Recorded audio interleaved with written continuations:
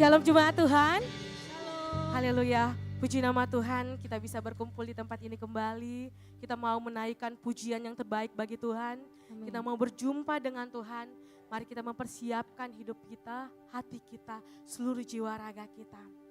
Karena ini adalah minggu pertama di bulan Oktober. Mari saya jemput kita jemaat Tuhan, kita akan membacakan pengakuan iman GBI. Mari jemaat Tuhan, saya jemput kita berdiri.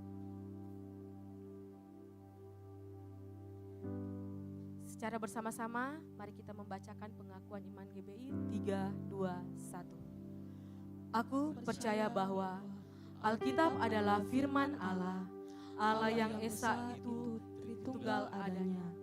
Yesus yang lahir, mati, bangkit, naik ke surga adalah juru selamat, pengantara kita, dan raja segala raja. Manusia berdosa harus bertobat dan beriman agar diampuni, dibenarkan, dan dilahirkan baru, lalu dibaptis secara selam dan hidup suci. Bahasa roh adalah tanda awal baptisan Roh Kudus. Gereja melakukan perjamuan kudus dan meyakini kesembuhan ilahi. Tuhan Yesus akan datang kembali, ada kebangkitan tubuh, kerajaan 1000 tahun, hukuman kekal, dan hidup yang kekal. Amin. Mari jemaat Tuhan, untuk memasuki ibadah kita pada pagi hari ini, kita tundukkan kepala, kita satu di dalam doa. Terpuji namamu Yesus, terpuji namamu Bapakku yang baik. Ku bersyukur Tuhan atas kebaikan Tuhan, atas kasih Tuhan di dalam kehidupan kami, sehingga kami boleh ada saat ini Tuhan Yesus. Kami membawa kerinduan kami Tuhan, kami mau terhubung dengan Tuhan pagi hari ini. Siapkan setiap jemaat-Mu Bapa di tempat ini. Biarkan hidup kami Engkau layakkan Tuhan untuk menghampiri hadirat-Mu, menghampiri tahta-Mu Bapa. Terpuji namamu Tuhan. Kami percaya Bapa, setiap pujian dinaikkan di tempat ini. Bebaskan roh kami, karena kami percaya setiap hadirat-Mu di tempat ini memenuhi setiap jemaat-Mu.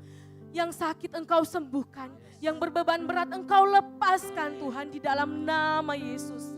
Kau berkati ibadah kami dari awal pertengahan hingga akhirnya Bapa. Semuanya kami serahkan di dalam nama Yesus. Nama yang ajaib, nama yang penuh kuasa. Terpuji nama-Mu Bapa.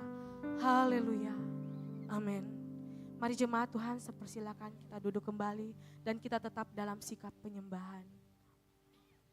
Haleluya.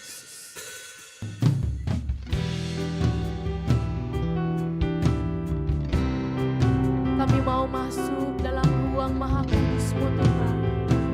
Layakan setiap kami Bapa, sucikan setiap kami Tuhan. Biarkan kami benar-benar fokus, hanya mata kami, hanya hidup kami, hanya seluruh pikiran kami tertuju kepada-Mu Tuhan. Haleluya. Masuk ruang Maha Kudus dengan darah anak domba. Ku masuk dengan hati tulus, menyembah yang Maha Kuasa.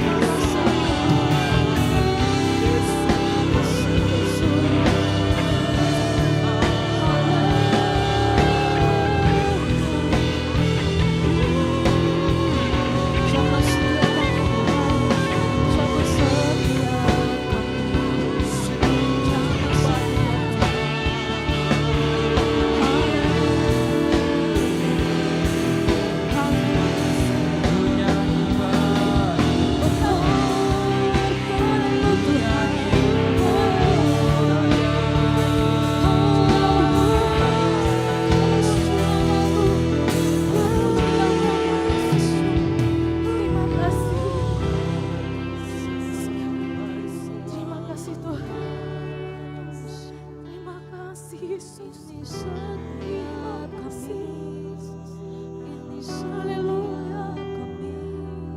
Kami mau mengiring Engkau Tuhan. Kami mau mengiring Engkau sampai seumur hidup kami Bapa. Kami minta kelayakan daripadamu Tuhan. Kuduskan, sucikan setiap kami. setiap kami, Layakan kami. ampuni kami Tuhan. Haleluya. Yesus. Haleluya. Haleluya.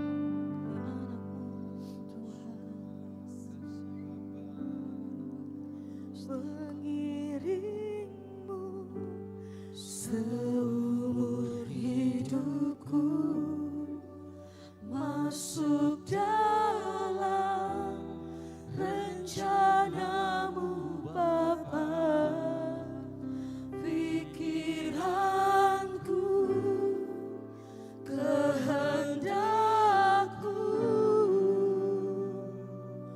ku serahkan padamu. Harapanku hanya di dalam. Yes, hanya Engkau pengharapan kami Tuhan. Kami mau teguh terus tetap bersamamu Tuhan sampai seumur hidup kami. Jadikanku bejanamu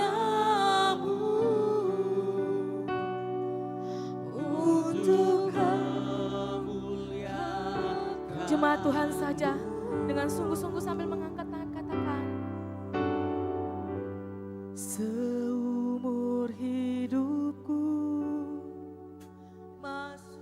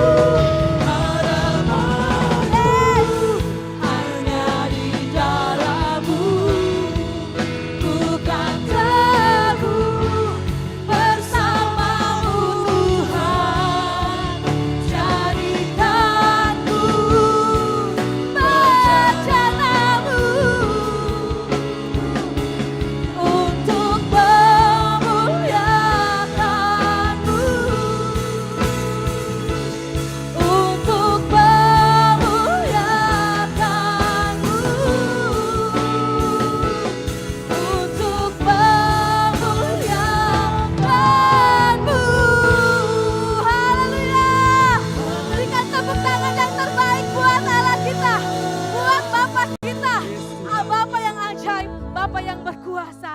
Terima kasih Tuhan buat lawatan-Mu. Amin. Saat ini kami merasakan damai sejahtera, sukacita di Tuhan. dalam kehidupan Amin, kami. Tuhan. Kami mau lebih lagi Tuhan, kami mau bersorak, kami mau melompat, meninggikan nama-Mu. Baik jemaat Tuhan yang siap melompat bagi nama Tuhan. Sama-sama katakan, amin. Haleluya, terima kasih Tuhan Yesus, terima kasih. Mari kita bertepuk tangan jemaat Tuhan. Hanya di dalam nama-Mu Tuhan, Kau menerangi setiap hidup kami. Firman terangi jalanku, bersani manisnya waktu, lindungiku dari segala, tak pernah ku ragu, karena Dia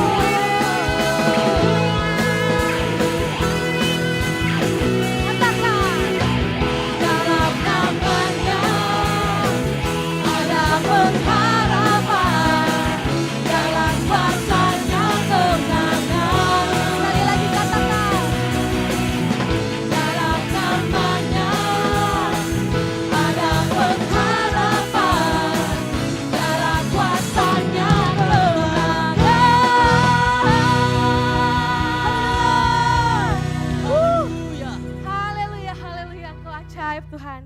Mari jemaat Tuhan lihat samping kiri kanannya dan katakan, Tuhan kita Tuhan yang ajaib. Haleluya. Terpuji nama-Mu Tuhan.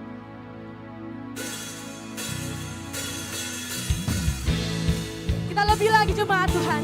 Kita bebaskan roh kita untuk meninggikan nama Tuhan. Amin. Haleluya.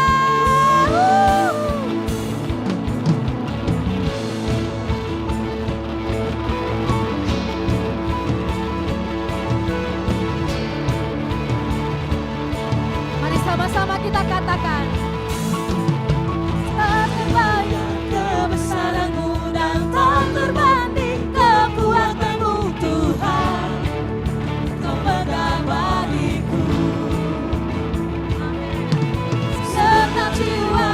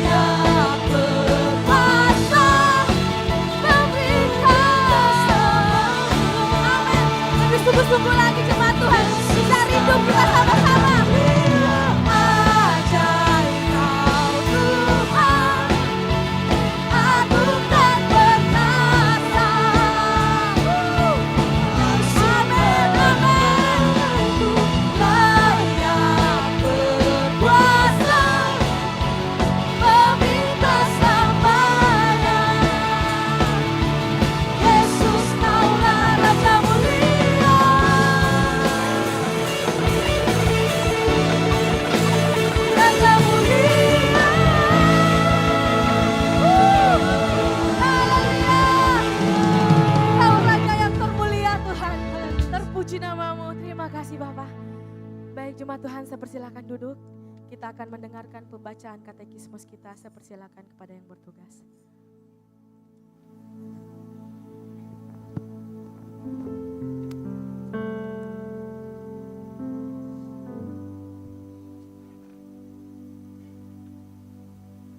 Shalom jemaat Tuhan. Selamat datang di GBI Ekumene. Katekismus minggu ini terdapat satu pertanyaan. Pertanyaannya akan saya bacakan dan jawabannya akan kita baca bersama-sama. Pertanyaan: bagaimana konsep Trinitas mendapat pengakuan dalam gereja?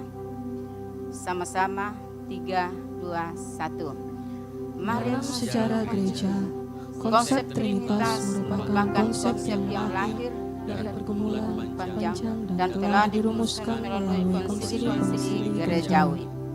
Konsili Nisea pada tahun 325 merupakan konsili ekumenis yang sangat penting di dalam sejarah gereja. Pokok penting dari konsili ini adalah penolakan terhadap pandangan Arius yang menganggap bahwa Yesus adalah makhluk ciptaan Allah. Dengan demikian ia bukan Allah. Melalui konsili Nisea ini ditegaskan kembali bahwa kebenaran Yesus sebagai homoousios, yang berarti Yesus memiliki substansi ilahi yang sama dengan Bapa. Terima kasih, Tuhan memberkati.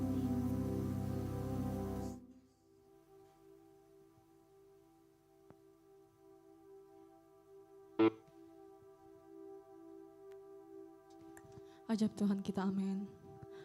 Mari saat ini kita mempersiapkan kehidupan kita. Kita akan dilusukan dengan firman Tuhan. Namun saya menginformasikan kepada jemaat Tuhan yang membawa anak kecil, mungkin bisa dibawa ke lantai bawah, ke ruang Daud untuk dilayani oleh sekolah minggu. Mari saat ini siapkan hatimu. Kita akan dilusukan dengan firman Tuhan. Sebab kami mencari-Mu Tuhan, seperti rusa yang merindukan air sungai-Mu, demikian jiwa kami Tuhan. Jiwa kami kering tanpa Engkau. Oleh sebab itu mari Kau jamah setiap hati kami Tuhan. Seperti rusa rindu sungai-Mu, jiwaku rindu Engkau. Kaulah Tuhan hasrat hatiku, ku rindu menyembah-Mu.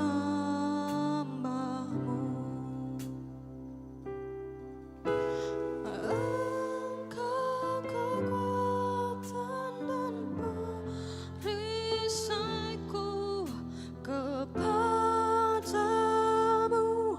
rohku berserah. Kaulah Tuhan hasrat hatiku, ku rindu menyembah-Mu. Jemaat Tuhan panggil nama Yesus. Yesus, amin. Yesus, Kau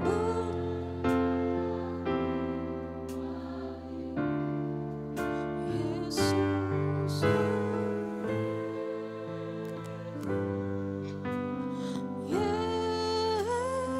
Yesus, Kau segalanya bagiku. Sorak yang meriah buat Tuhan yang dahsyat. Haleluya. Mari jemaat Tuhan, kita ulang doa ucapan sama-sama katakan. Seperti rusa, amin. Sungai-Mu, jiwaku rindu. Jiwa kami rindu akan-Mu Tuhan.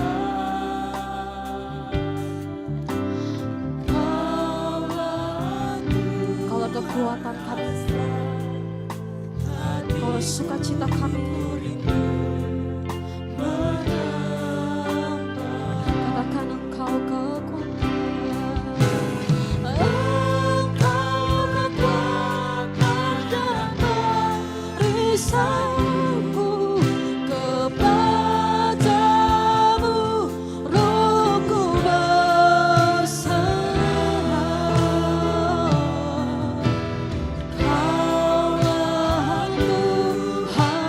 hasrat hatiku menyembah. Sebut nama Yesus.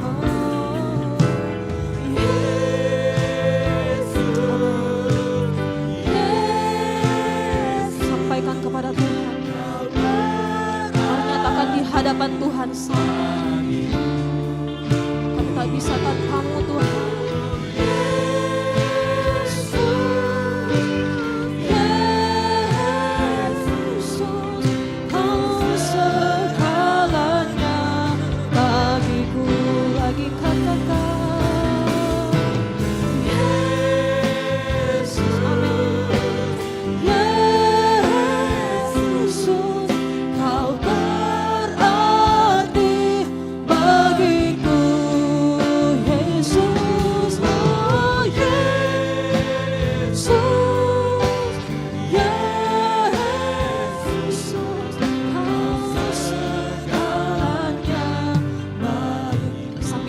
Mata kita, mari kita renungkan pujian ini. Sampaikan kepada Tuhan satu hal yang kami tahu Tuhan, kami tidak ada artinya tanpa Engkau. Kami butuh Engkau Tuhan.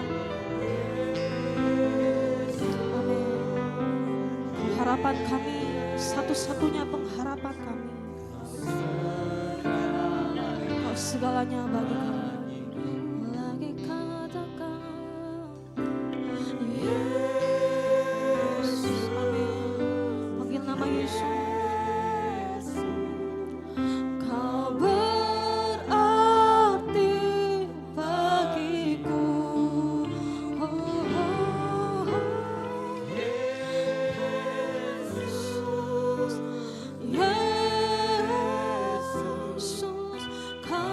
Segalanya bagiku. Saya percaya kita masih bisa lebih dahsyat lagi. Saudara, kita sama-sama bangkit berdiri di hadapan Tuhan, nyatakan Yesus, Yesus, Kau berarti bagiku. Ini hidup kami Tuhan. Yesus, amin.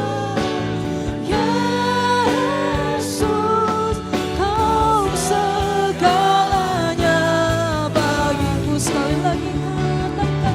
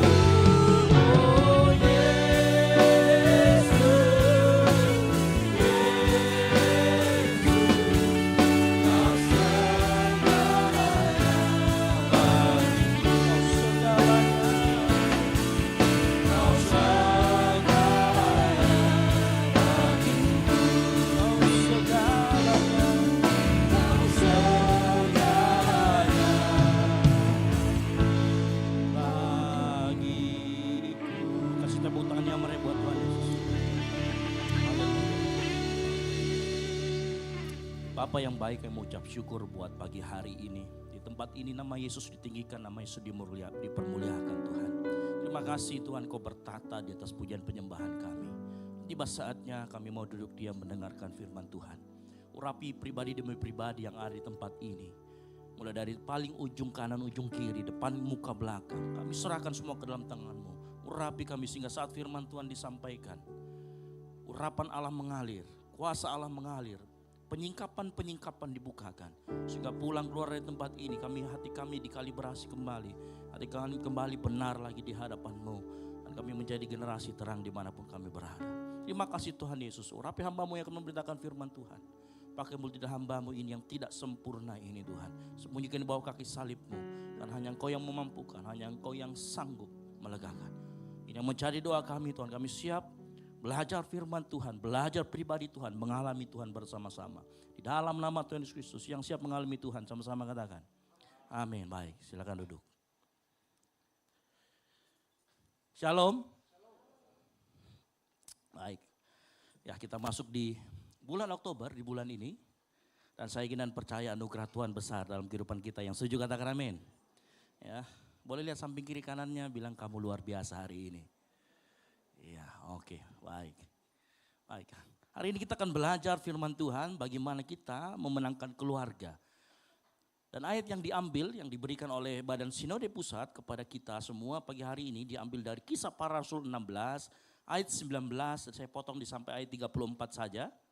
Nah, kita akan baca secara bergantian, Bapak Saudara sekalian, ayat yang genap, saya ayat yang ganjil, nanti ayat 34 kita akan baca bersama-sama. Kisah Para Rasul 16, ayat 19 sampai dengan yang ke-34. Yang sudah ketemu, boleh katakan amin. Saya jemput jemaat Tuhan bangkit berdiri. Saya akan bacakan ayat yang ganjil, Bapak Saudara sekalian ayat yang genap, kita baca secara bergantian. Saya minta jemaat Tuhan untuk bangkit berdiri, menghormati firman Tuhan, menghormati kata-kata Tuhan. Ketika tuan-tuan perempuan itu melihat bahwa harapan mereka akan mendapat penghasilan lenyap, mereka menangkap Paulus dan Silas lalu menyeret mereka ke pasar untuk menghadap penguasa. 20.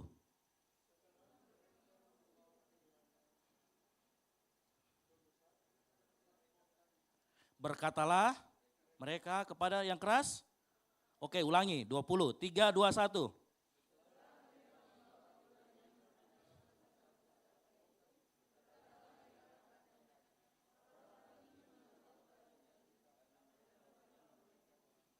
Dan mereka mengajarkan adat istiadat yang kita sebagai orang Rom tidak boleh menerimanya atau menurutinya. Dua-dua sama-sama.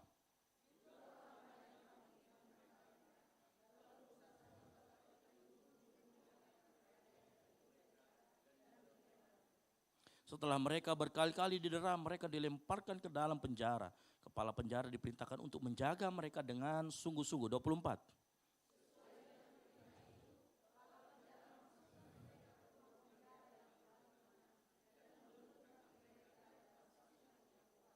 Tetapi kira-kira tengah malam Paulus dan Silas berdoa dan menyanyikan puji-pujian kepada Allah. Dan orang-orang hukum lain mendengarkan mereka. 26.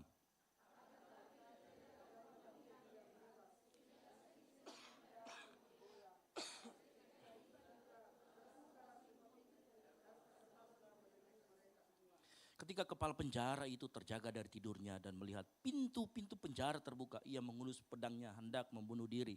Karena ia menyangka bahwa orang-orang hukuman itu telah melarikan diri. 28.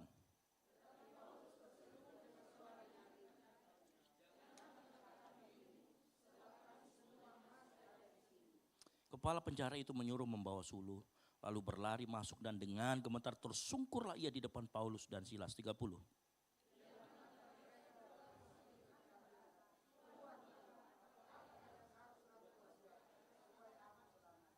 Jawab mereka, percayalah kepada Tuhan Yesus Kristus dan engkau akan selamat, engkau dan seisi rumahmu. 32.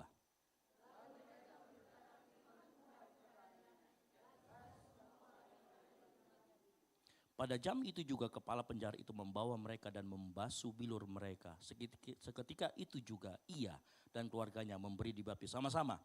Lalu ia membawa mereka ke rumahnya dan menghidangkan makanan kepada mereka.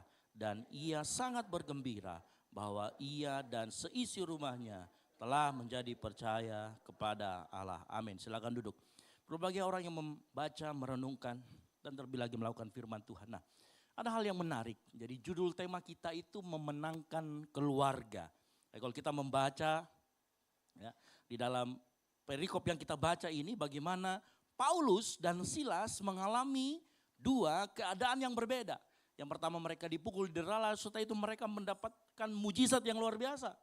Ya, kurang dari 24 jam itu terjadi. Dan menariknya di ujung dari cerita ini, kalau kita melihat, di ujung dari cerita ini, Paulus dan Silas memenangkan keluarga. Dan saya pikir kalau firman Tuhan ini dikatakan memenangkan keluarga, sebenarnya bukan hanya keluarga dia menangkan, tapi satu penjara dia menangkan. Ya. Nanti saya akan tunjukkan kenapa saya bisa katakan dia memenangkan suatu penjara. Tapi saya tahu yang pasti apa yang dilakukan oleh Paulus dan Silas memenangkan sebuah keluarga.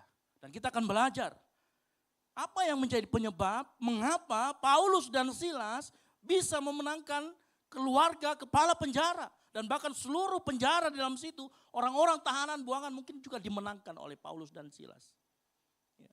Ada satu hal yang penting, ingat tadi saya katakan bahwa Paulus dan Silas mengalami dua musim yang berbeda di dalam hidupnya dalam waktu kurang dari 24 jam. 24 jam pertama, kurang dari 24 jam, dia disiksa, didera, dipukul, lalu kemudian dimasukkan di penjara. Kalau dikatakan di sana ruang tengah, artinya sebenarnya ruang paling dalam. Ya, ruang paling dalam itu ruang paling gelap, ruang paling dalam yang keamanannya tingkat tinggi sebenarnya. Habis sudah keamanan tingkat tinggi dipasung lagi.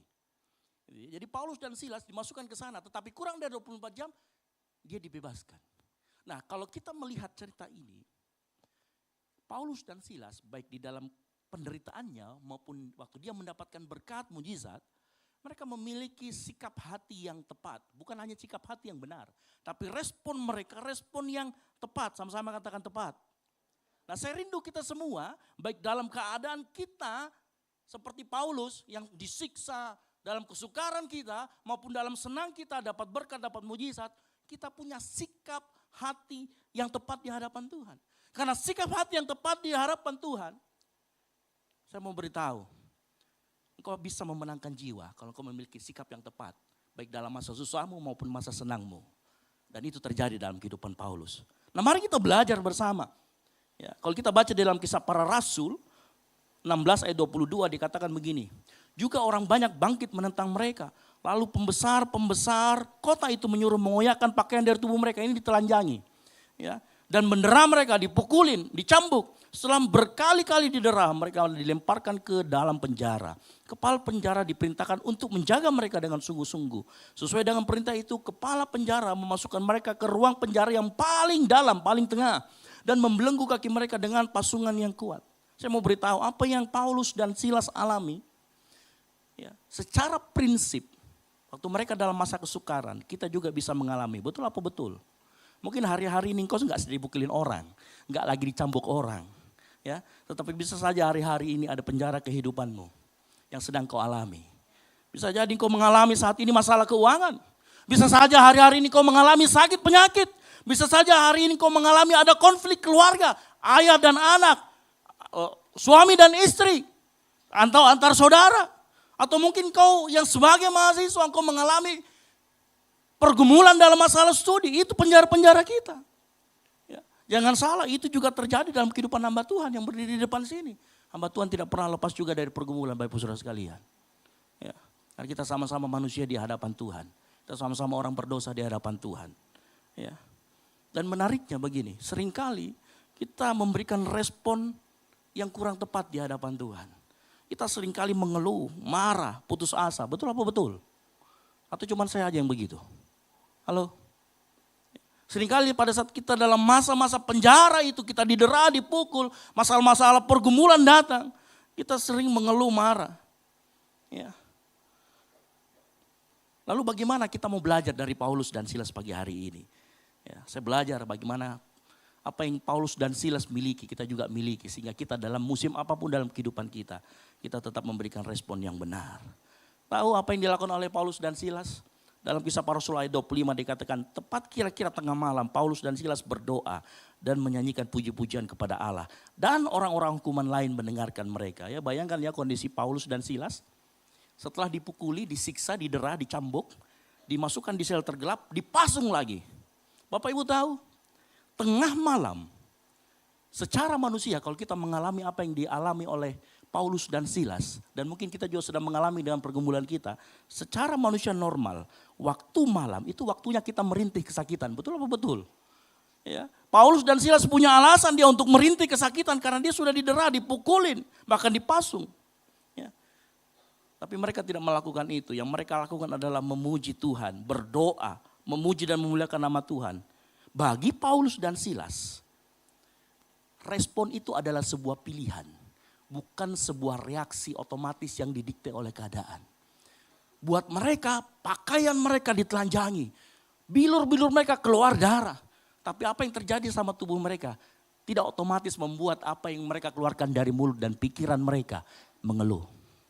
Artinya apa? Ada sebuah ruang di antara tengah itu, antara apa yang terjadi dengan tubuh mereka, dengan apa yang keluar dari mulut mereka. Mereka punya sebuah ruang yang namanya ruang pilihan. Sama-sama katakan ruang pilihan. Ruang pilihan itu dia memilih, yang orang harusnya di sana mengeluh, kesakitan. Tetapi dia memilih berdoa dan apa? Memuji dan memuliakan nama Tuhan. Ya. Bapak Ibu saya tahu, pada saat engkau datang ke tempat ini, ya, sama seperti Paulus dan Silas. Rasa sakit yang dialami Paulus dan Silas itu nyata. Sama juga yang kau hadir pagi hari ini. Saya mengerti pergumulanmu nyata. Utangmu nyata, cicilanmu nyata. Betul apa betul? Sakit penyakitmu juga nyata. Itu bukan penyangkalan akan sakit penyakit. Tetapi respon itu adalah sebuah pilihan yang harus kita tentukan memilih. Dan bagaimana Paulus dan Silas bisa memilih dengan tepat. Mungkin kau yang mahasiswa hari-hari ini. Kamu lihat nilai ujianmu, hancur lebur. Mungkin hancur lebur bukan karena kita tidak belajar. Tapi mungkin kita belajar apa, dosennya kasih ujian apa. Gitu ya, jadi kita bingung. Ini apa? Akhirnya kita nggak tahu nilainya hancur, jeblok. Atau mungkin berapa banyak yang kita berkeluarga. Kondisi keuangan lagi sulit. Ya, tunjangan nggak turun-turun. Suami istri saling menyalahkan. Ya, biasanya istri disalahkan, kamu sih sering check out. Ya, keranjang kosong, keranjang kuning. Ya. Sebaliknya kalau sekarang nggak juga begitu ya, suami-suami juga begitu kadang-kadang. Nah sayangnya kadang-kala kita ini anak Tuhan lebih suka didikte sama keadaan lingkungan kita ketimbang kita didikte oleh kebenaran. Saya mau kasih tahu, ingat respon kita itu pilihan. Kadang-kala kita itu mulai mengeluh, kita mudah saling bertengkar, kita mudah saling menyalahkan. Dan uniknya sekarang orang tidak mengeluh tidak pakai mulut, dia pakai jarinya. Betul apa betul? Mengeluhnya di media sosial. Halo, ya. Nah kita belajar harusnya pagi hari ini dari Paulus dan Silas. Kenapa? Ya kalau pendeta yang lain mungkin hanya berpikir kita harus berdoa memuji Tuhan. Tapi saya mau tahu kenapa kita harus menyelidiki lebih dalam. Kenapa Paulus dan Silas di tengah kesempatan mereka harusnya bisa merintih. Mereka memilih tidak merintih kesakitan. Tapi mereka berdoa memuji dan memuliakan nama Tuhan. Ini yang harus kita tahu. Pertanyaan inilah yang hari ini, yang pagi ini harus kita jawab. Makanya pertanyaan selanjutnya, mengapa Paulus dan Silas memilih memuji memuliakan nama Tuhan? Apa yang membuat mereka memilih itu? Ya. Kalau kita bisa tahu kacamata atau cara pandang Paulus dan Silas, maka saya yakin dan percaya, saya berdoa di tempat ini, kita pun akan sama seperti Paulus dan Silas. Di masa kesukaran kita bisa memberikan respon yang tepat, yang mengerti katakan amin. Nah, pertama, apa yang membuat Paulus dan Silas? Ada 4 hal. Kenapa Paulus dan Silas ya, tidak bisa dipasung oleh belenggu apapun dan dia tetap memilih berdoa dan memuliakan nama Tuhan. Yang pertama, Paulus dan Silas mengerti betul siapa identitas mereka. Mereka mengetahui identitas yang benar dari diri mereka. Saya mau kasih tahu, saya ulang. Saya kasih sedikit. Bapak Ibu tahu bahwa respon kita itu adalah pilihan. Saya tadi katakan respon adalah pilihan. Pilihan hidup kita itu ditentukan dari nilai yang kita pegang. Atau apa yang kita anggap bernilai, itu yang kita pegang. Ya, contoh. Ya. Lalu kemudian, saya lanjut lagi. Apa yang bernilai itu ditentukan oleh identitas kita. Nah, saya kasih ilustrasi. Kalau saya seorang musisi seperti Sandi Badi. Ya, saya punya duit 10 juta. Saya musisi pemain gitar. Saya punya uang 10 juta. Apa yang saya akan beli pertama kali? Gitar, betul apa betul? Identitas menentukan cara kita memilih. Ya, karena pilihan kita ditentukan oleh nilai. Nilai kita ditentukan oleh identitas kita. Makanya respon kita itu buah dari pilihan kita. Pilihan kita selalu lahir dari apa yang kita anggap itu memiliki nilai penting dalam hidup kita. Dan apa yang kita anggap bernilai berakar pada siapa identitas kita. Nah inilah kunci kekuatan yang pertama kenapa Paulus dan Silas dia bisa memilih berdoa, memuji, memuliakan nama Tuhan. Pada saat mereka diperhadapkan sama status mereka sebagai narapidana atau status mereka sebagai anak Allah dari Allah yang hidup. Mereka memilih apa? Mereka memilih status mereka adalah anak Allah yang hidup. Ya.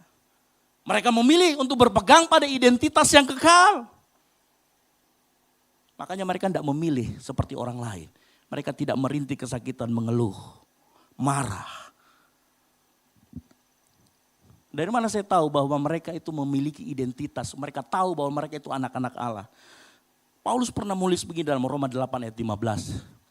Ya. Belum pindah? Ya, Roma 8:15 berkata begini, sebab kamu tidak menerima roh perbudakan yang membuat kamu menjadi takut lagi. Tetapi kamu telah menerima roh yang menjadikan kamu siapa? Anak Allah. Oleh roh itu kita berseru, ya Aba, ya Bapa. Roh itu bersaksi bersama-sama dengan roh kita bahwa kita adalah anak-anak Allah. Paulus dan Silas tidak pernah kehilangan hal ini. Dalam keadaan sukarnya pun dia tetap mengingat bahwa mereka adalah anak-anak Allah. Saya kasih ilustrasi lagi satu.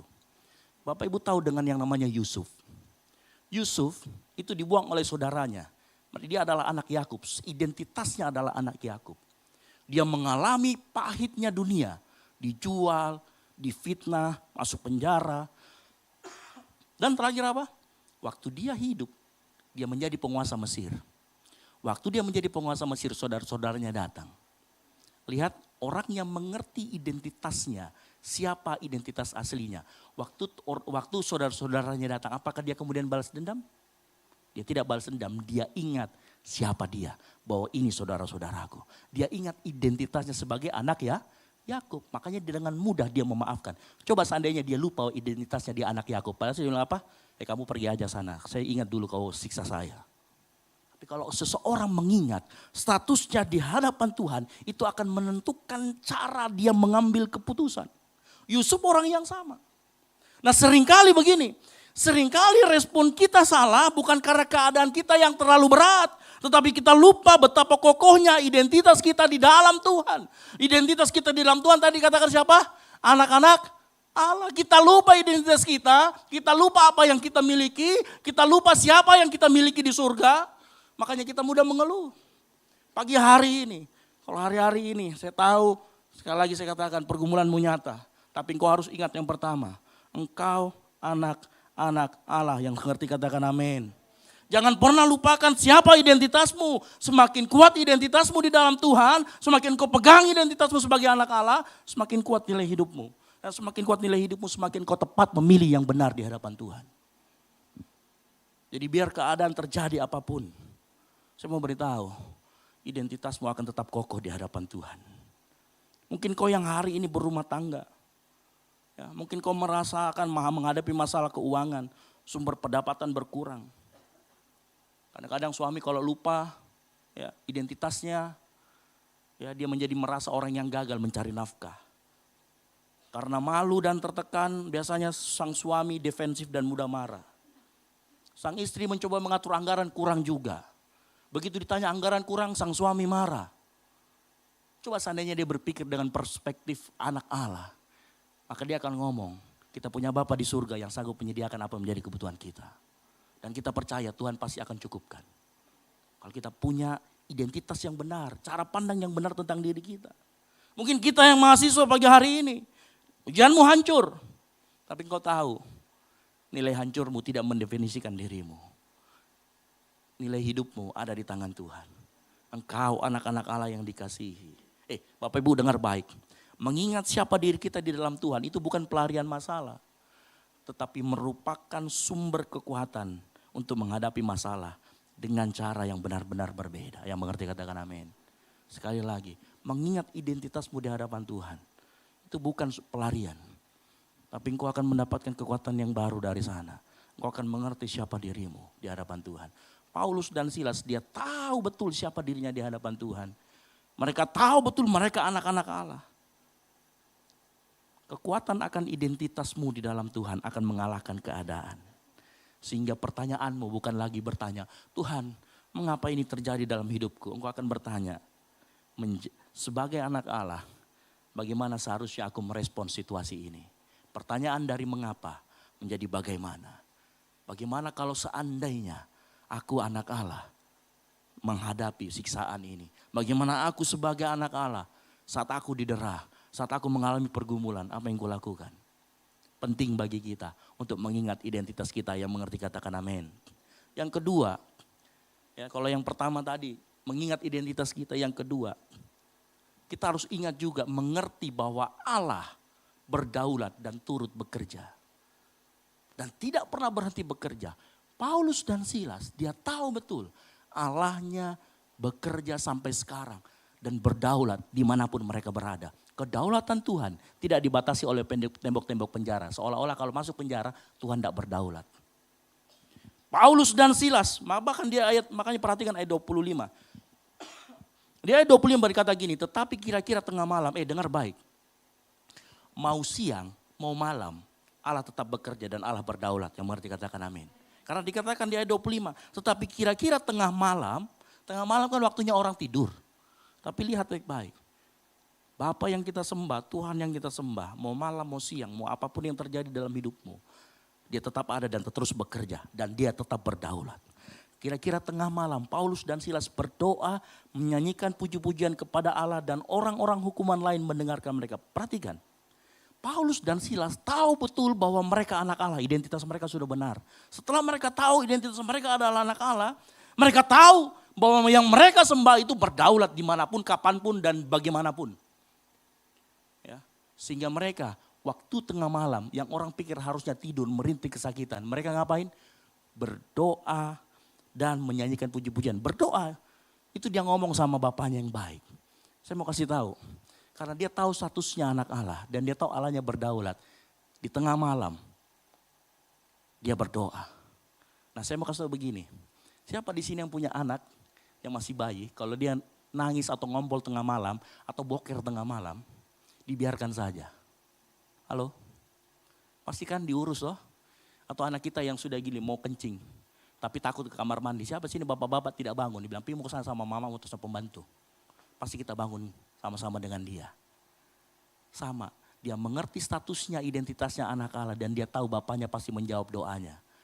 Dia tahu Allahnya, bapaknya itu berdaulat. Dan dia terus bekerja. Makanya dia berani tengah malam dia berdoa.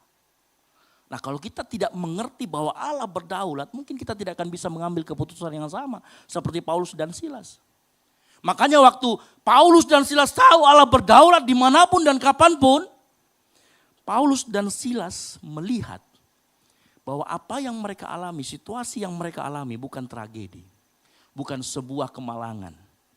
Tapi mereka melihat waktu mereka masuk ke dalam penjara, mereka lihat penjara itu sebagai ruang konser kesaksian. Mereka melihat ruangan itu sebagai panggung kuasa ilahi. Apa yang terjadi? Jadi kayak begini cara berpikirnya Paulus dan Silas itu. Oke, kita masuk penjara. Wah, langsung mereka ngomong gini. Karena Allah kita berdaulat. Ini kesempatan dalam kesempitan bro. Halo? Karena dia tahu Allahnya begitu. Dia melihat penjara. Itu bukan tempat hal yang menakutkan. Tetapi merupakan tempat mereka untuk konser rohani secara sederhana. Di mana mereka bisa mendoakan orang-orang. Penjara mereka itu paling di dalam. Mereka bisa berdoa, Tuhan aku berdoa buat orang yang ada di sebelah kananku. Tuhan aku tidak tahu kejahatannya apa. Tapi Tuhan pengampunanmu nyata. Mungkin saya yakin dan percaya apa yang didoakan oleh Paulus dan Silas. Perhatikan, saya yakin dan percaya Paulus dan Silas mendoakan setiap narapidana yang ada dalam situ. Kenapa? Karena di ayat 25 ada kata, dan orang-orang hukuman lain apa? Mendengarkan mereka. Bukti pertama, saya yakin dan percaya Paulus dan Silas waktu masuk ke dalam. Langsung Paulus dan Silas ngomong gini, bro, kesempatan menginjili ini bro. Kesempatan kita menjadikan ini panggung kuasa Tuhan. Gimana kalau kita berdoa dan memuji Tuhan? Kita menyembah Tuhan. Karena dengan begini, kemuliaan Tuhan akan dinyatakan. Mereka ngapain? Mereka mulai berdoa dan saya yakin mereka mendoakan setiap para narapidana yang dalam situ. Waktu mereka mendoakan. Ya, bukti kedua, kenapa saya yakin mereka mendoakan? Waktu Paulus dan Silas mendoakan orang-orang ini. Ya, apa yang terjadi? Gempa bumi terjadi. Yang nyanyi dan berdoa siapa? Paulus dan yang belenggunya dilepaskan siapa? Semuanya. Dan kenapa saya bisa katakan, saya bisa berani tafsirkan begini. Para narapidana itu, waktu didoakan dan waktu mendengar puji-pujian, mereka bertobat. Karena mereka tidak lari. Kalau mereka orang jahat, hati mereka belum diubahkan. Maka dengar baik, pasti saya yakin. Mereka pasti, kesempatan lari, ayo pergi lari.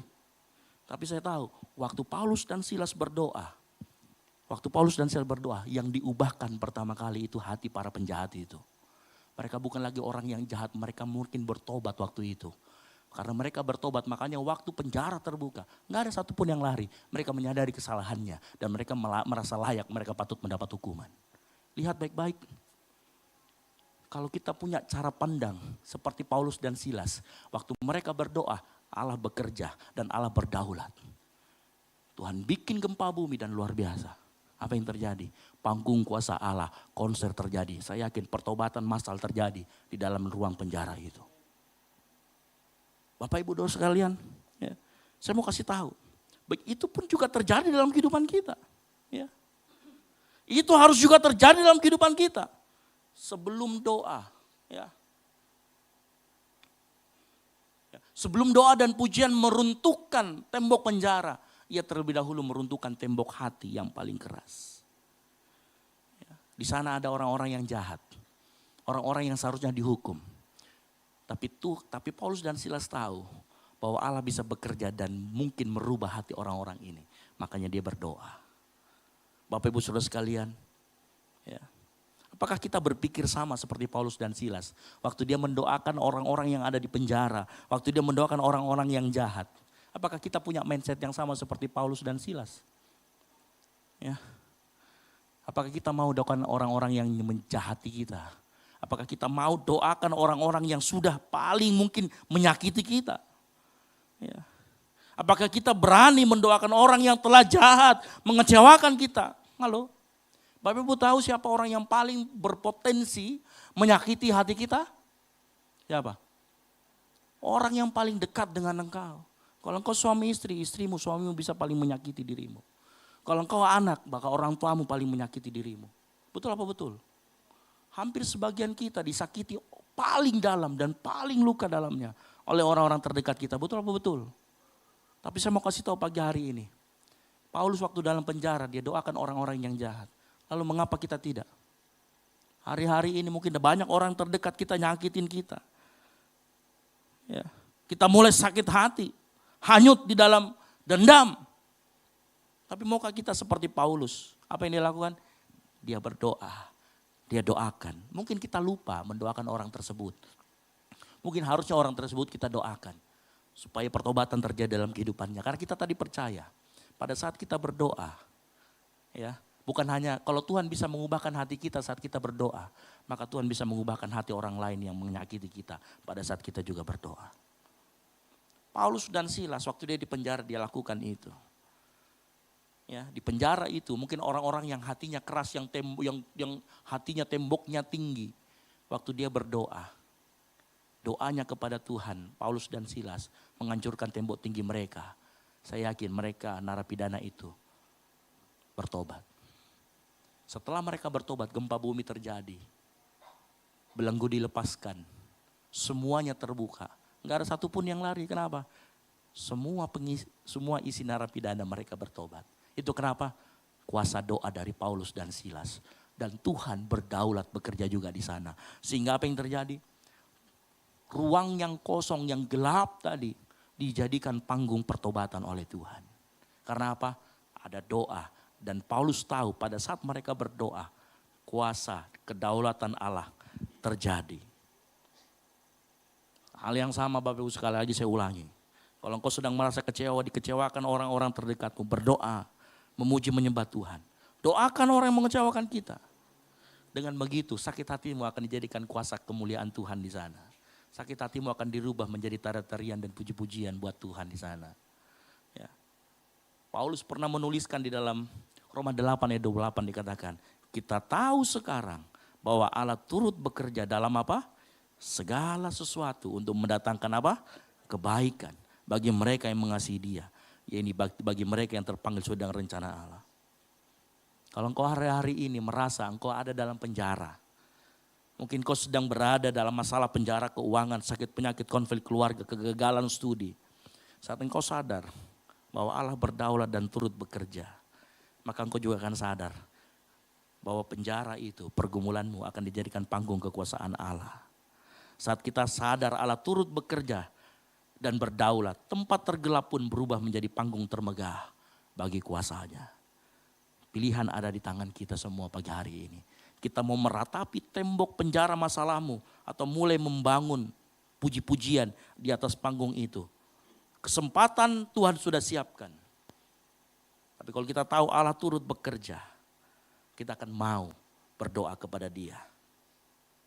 Bapak Ibu Saudara sekalian, benih kecil, waktu dia dimasukkan ke dalam tanah, dia mungkin mengeluh. Kenapa aku dikubur di tempat yang gelap, kotor, tertekan tanah. Tapi dengar baik, benih itu justru bertumbuh, bertunas dalam gelap dan tekanan. Gelap dan tekanan, kalau engkau tahu Allah berdaulat dan bekerja, itu bukan kuburan, melainkan panggung pertumbuhan imanmu di dalam Tuhan. Yang mengerti katakan amin. Jadi kalau engkau dapat pergumulan, masalah, percayalah dan tanamkan dalam hatimu bahwa Allah turut bekerja dan Dia berdaulat atas apa yang terjadi dalam kehidupan kita. Yang mengerti katakan amin. Yang ketiga, Paulus dan Silas punya perspektif atau cara pandang kekekalan. Dalam Kisah Para Rasul 16 ayat 27 dikatakan begini. Ketika kepala penjara itu terjaga dari tidurnya dan melihat pintu-pintu penjara terbuka, ia menghunus pedangnya hendak membunuh diri karena ia menyangka bahwa orang-orang hukuman itu telah melarikan diri. Tetapi Paulus berseru dengan suara nyaring katanya, jangan celakakan dirimu sebab kami semuanya masih ada di sini. Lihat, ya, tadi kita melangkah identitas benar di hadapan Tuhan. Yang kedua, tahu Allah turut bekerja, kuasa doa bagaimana mengubahkan semua narapidana di sana. Satu lagi, Paulus dan Silas, dia punya kacamata kekekalan, dia punya cara pandang kekekalan. Nah, kalau kita melihat segala sesuatu dengan kacamata kekekalan, saya mau beritahu itu akan benar-benar merubah cara pandang kita. Dan cara pandang kita akan merubah cara kita mengambil keputusan. Ada dua hal yang mau saya pengen bagi di sini. Yang pertama, bagi Paulus dan Silas. Bagi Paulus dan Silas, bagaimana dia punya perspektif kekekalan adalah begini. Waktu Paulus dan Silas dihadapkan pintu terbuka, dia punya dua pilihan.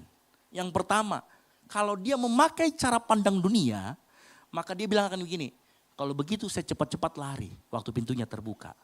Karena kalau kami tinggal, kami pasti mati. Bisa saja besok dihukum mati. Ya kan? Kalau dia punya cara pandang dunia, maka dia akan segera lari. Dia tidak peduli dengan keselamatan orang. Tapi Paulus dan Silas punya cara pandang kekekalan. Dia melihat kepala penjara ini adalah jiwa yang berharga di hadapan Tuhan. Makanya dia berpikir jika kami lari, maka kepala penjara akan mati dalam dosanya dan binasa selamanya. Tetapi jika kami tinggal, kami yang mati, dia yang hidup. Dan apa yang terjadi sama Paulus dan Silas? Dia percaya Tuhan bisa mengubahkan hati kepala penjara ini. Makanya apa? Mereka berani mengambil resiko, mereka tinggal walaupun resikonya adalah memati. Ya. Bapak Ibu tahu, apa yang dipikirkan oleh Paulus, itu juga yang dipikirkan oleh Yesus. Yesus ya, tidak pernah memikirkan dirinya sendiri. Yesus rela meninggalkan 99 demi satu yang terhilang. Betul? Cara pandang Yesus dan cara pandang Paulus dan Silas itu sama persis. Mereka mau mengorbankan dirinya untuk kepala penjara. Halo? Ini yang disebut dengan keserupaan dengan Kristus. Makanya Paulus pernah berkata gini, biar Yesus semakin bertambah, aku semakin berkurang. Dan ini yang dilakukan oleh Paulus dan Silas. Waktu dia melihat pintu terbuka, ya, dia tidak ambil kesempatan untuk lari. Tapi dia ambil kesempatan ini untuk menunjukkan bagaimana kasih Yesus kepada kepala penjara ini. Cara pandang Paulus terhadap kepala penjara ini bukan sebagai musuh. Bukan sebagai orang yang menindas mereka. Tetapi Paulus dan Silas memandang si kepala penjara ini sebagai jiwa yang harus diselamatkan. Jiwa yang butuh juru selamat. Makanya dia berkata apa? Jangan celakakan dirimu sebab kami semua masih ada di sini. Ya. Buat Paulus dan Silas, mujizat gempa bumi itu bukan jalan keluar, tetapi undangan buat pekabaran Injil masuk kepada hati kepala penjara ini. Pintu penjara yang terbuka itu simbol pintu hati kepala penjara yang mulai mau mendengarkan Injil, mau mendengarkan keselamatan. Lihat bagaimana cara pandang Paulus. Ya, dia berpikir tentang jiwa-jiwa. Ya. Roma 8 ayat 5 ayat 8, ingat loh ya, waktu Paulus ngomong, waktu dia stay di tempat, kan sudah bebas nih. Emang kepala penjara sudah orang percaya? Belum. Ya, kepala penjara belum orang percaya. Nggak ada jaminan bahwa dia akan jadi orang percaya. Tapi Paulus tetap tinggal. Karena dia tahu, dia juga pernah mengalami yang sama. Roma 5 ayat 8, akan tetapi Allah menunjukkan kasihnya kepada kita. Oleh karena Kristus telah mati untuk kita. Ketika kita masih berdosa. Mirip sekali apa yang dilakukan oleh Paulus dan Silas. Seperti apa yang dilakukan Yesus. Paulus dan Silas berani mengorbankan dirinya meskipun belum tahu ini orang nanti terima Yesus atau tidak. Itu yang disebut dengan Christ likeness. Keserupaan dengan Kristus. Itu yang dibilang perspektif kekekalan. Ya. Paulus dan Silas rela mempertaruhkan nyawa untuk kepala penjara. Yesus juga mau mempertaruhkan nyawa untuk kita, engkau dan saya. Waktu kita masih berdosa, bukan waktu kita sudah bertobat. Waktu Paulus dan Silas berkata, jangan celakakan dirimu. Kamu tahu? Apa kita, Bapak Ibu tahu? Itu adalah khotbah yang paling keras, yang paling menusuk hati sang kepala penjara. Dan di situ terjadi pertobatan.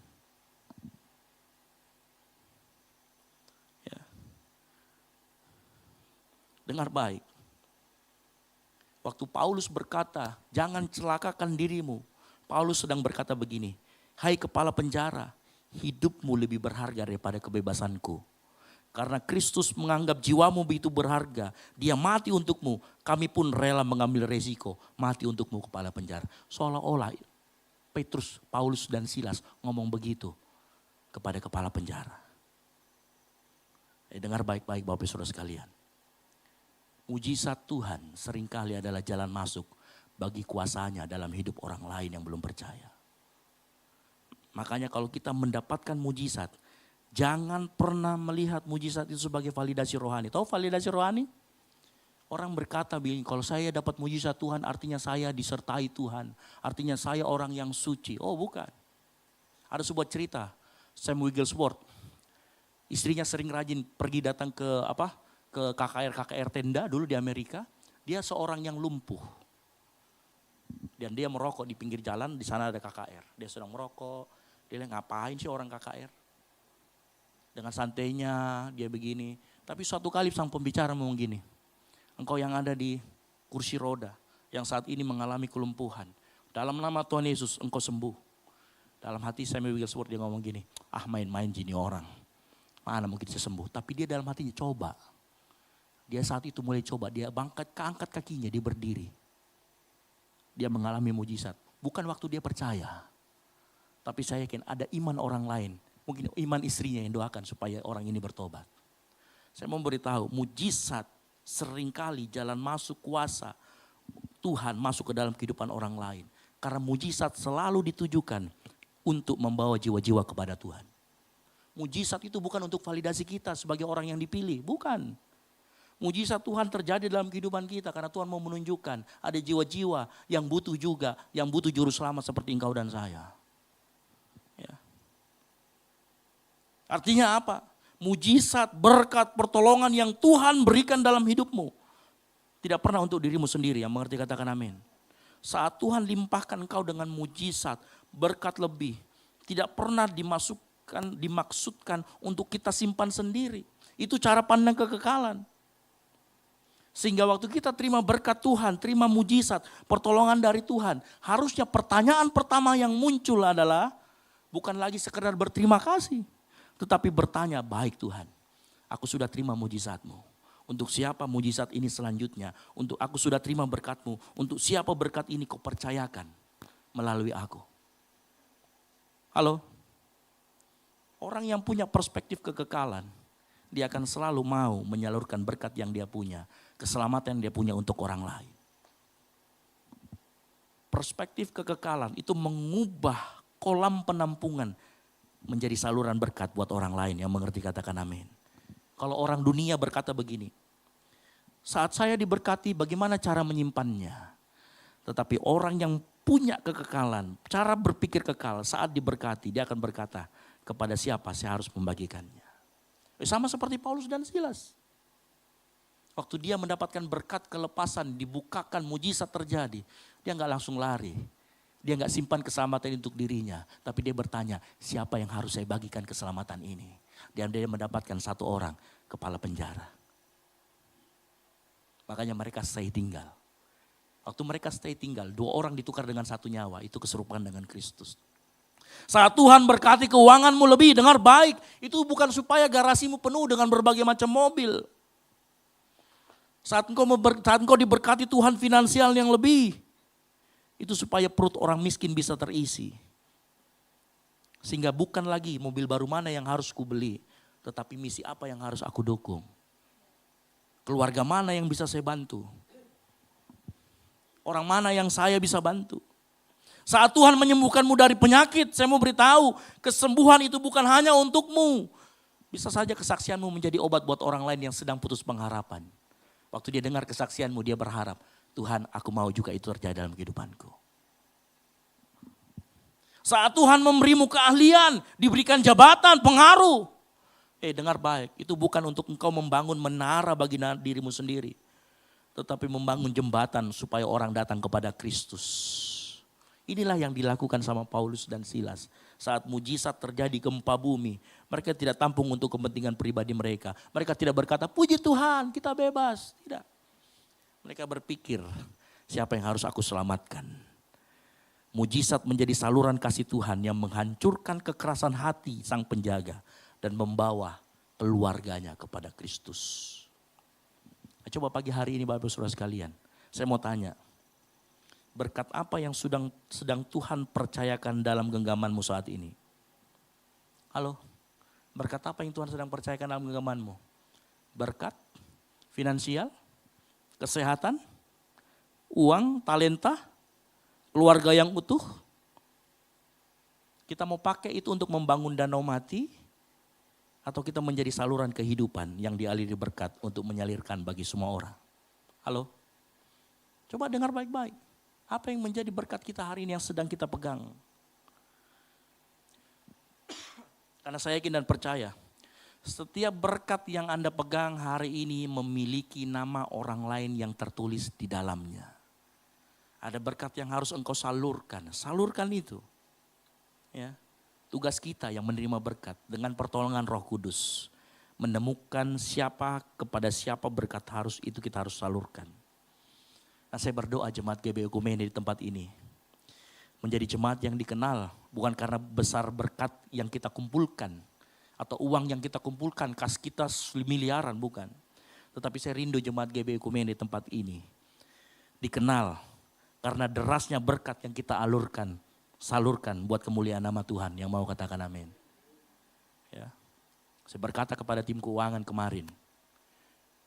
Ya, kita akan support dana misi untuk hamba Tuhan di daerah secara rutin selama 1 tahun ke depan.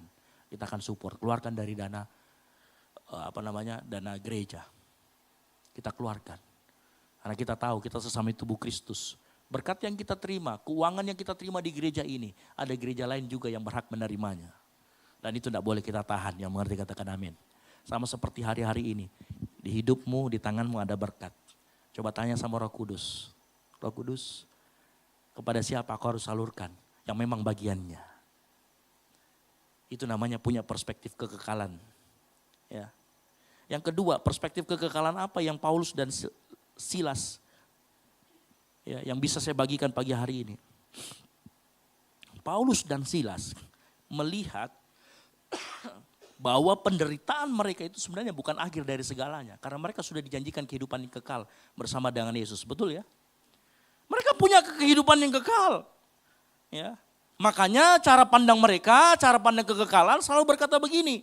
Sebab penderitaan ringan yang sekarang ini mengerjakan bagi kami kemuliaan kekal yang melebihi segalanya, jauh lebih besar dari penderitaan kami. Nah, artinya apa? Paulus dan Silas itu tidak berpikir pendek. Paulus dan Silas berpikir panjang. Tapi begini, dengar baik. Anak Tuhan bukan hanya sekedar berpikir panjang. Tetapi berpikir panjang dengan cara pandang kekekalan. Kalau cuma sekedar berpikir panjang, maka engkau akan berkata begini, saya akan menabung untuk 10-20 tahun ke depan. Ya, jadi keputusan berpikir panjang itu kemampuan berpikir, memutuskan hari ini dengan mempertimbangkan dampaknya 10 tahun, 20 tahun, makanya kita ada menabung, betul apa betul? Ya, makanya kita rela, misalkan kita bekerja keras hari ini, yang penting tabungan ada untuk 10 tahun ke depan. Itu sekedar berpikir panjang. Tetapi orang yang punya perspektif berpikir panjang dengan perspektif kekekalan, dia bukan sekedar rela mengorbankan kenyamanan jangka pendek, ya, tetapi juga berpikir, apakah apa yang saya kerjakan ini memuliakan Tuhan. Ya.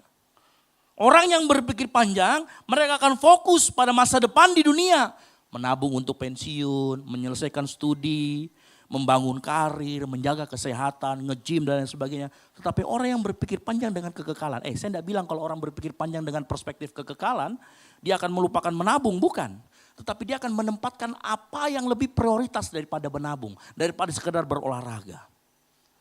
Pada saat kita berpikir panjang dengan perspektif kekekalan, ya, itu tidak menghapus pentingnya menabung atau menjaga kesehatan, tetapi menempatkan semua hal itu pada prioritas yang lebih tinggi. Sehingga orang yang berpikir panjang dengan perspektif kekekalan, dia akan bertanya 3 pertanyaan ini. Ya. Tidak berubah? Halo? Ya, jangan digoyangin kursornya ya. 3 pertanyaan ini, orang yang punya perspektif kekekalan, apakah keputusan ini membangun karakter ilahi dalam diriku? Apakah tindakan saya ini memulihkan atau merusak hubunganku baik dengan Tuhan maupun dengan sesama? Apakah pilihan ini memuliakan Tuhan dan menjadi berkat buat orang lain? Ini cara pandang perspektif kekekalan, bukan cuma sekedar menabung untuk masa depan. Karena kalau kamu menabung tapi menyakiti orang lain, itu juga bukan perspektif kekekalan. Kalau kamu menjaga kesehatan tapi kamu bikin orang lain jadi nggak sehat, itu juga bukan perspektif kekekalan. Ada loh, ya, seperti itu. Nah, kita mau pagi hari ini kita bukan hanya sekedar berpikir panjang, tetapi berpikir panjang untuk kekekalan. Kalau kita berpunya prinsip ini, saya mau beritahu, maka itu akan membuat cara kita mengambil keputusan bukan sekedar benar, tetapi menjadi tepat. Baik itu dalam rumah tanggamu, baik itu dalam keluarga, pekerjaan, bisnis, gereja. Ya. Paulus dan Silas, dia lihat narapidana di sana sebagai orang yang terbuang, termasuk kepala penjara. Mereka melihat sebagai orang-orang yang butuh diselamatkan, jiwa yang patut diselamatkan. Ya. Makanya dia melihat, kalau saya bisa menyelamatkan orang-orang yang ada di penjara beserta kepala penjara, maka ini akan memuliakan nama Tuhan. Makanya mereka memilih tinggal. Waktu berkat itu datang, mujizat itu datang, mereka tidak memilih pergi. Karena ada banyak orang dikasih berkat, dikasih mujizat, langsung cepat sekali diambil. Langsung buat dirinya sendiri. Paulus dan Silas tidak. Waktu dia dapat mujizat dan berkat, dia bertanya sama dirinya 3 pertanyaan ini. Apakah kalau saya lari akan jiwa-jiwa diselamatkan? Apakah kalau saya lari apakah akan memuliakan Tuhan? Waktu mereka tahu jawabannya, kalau kamu lari, kamu tidak akan memuliakan Tuhan. Mereka tinggal diam di sana, walaupun resikonya mati. Ini perspektif kekekalan.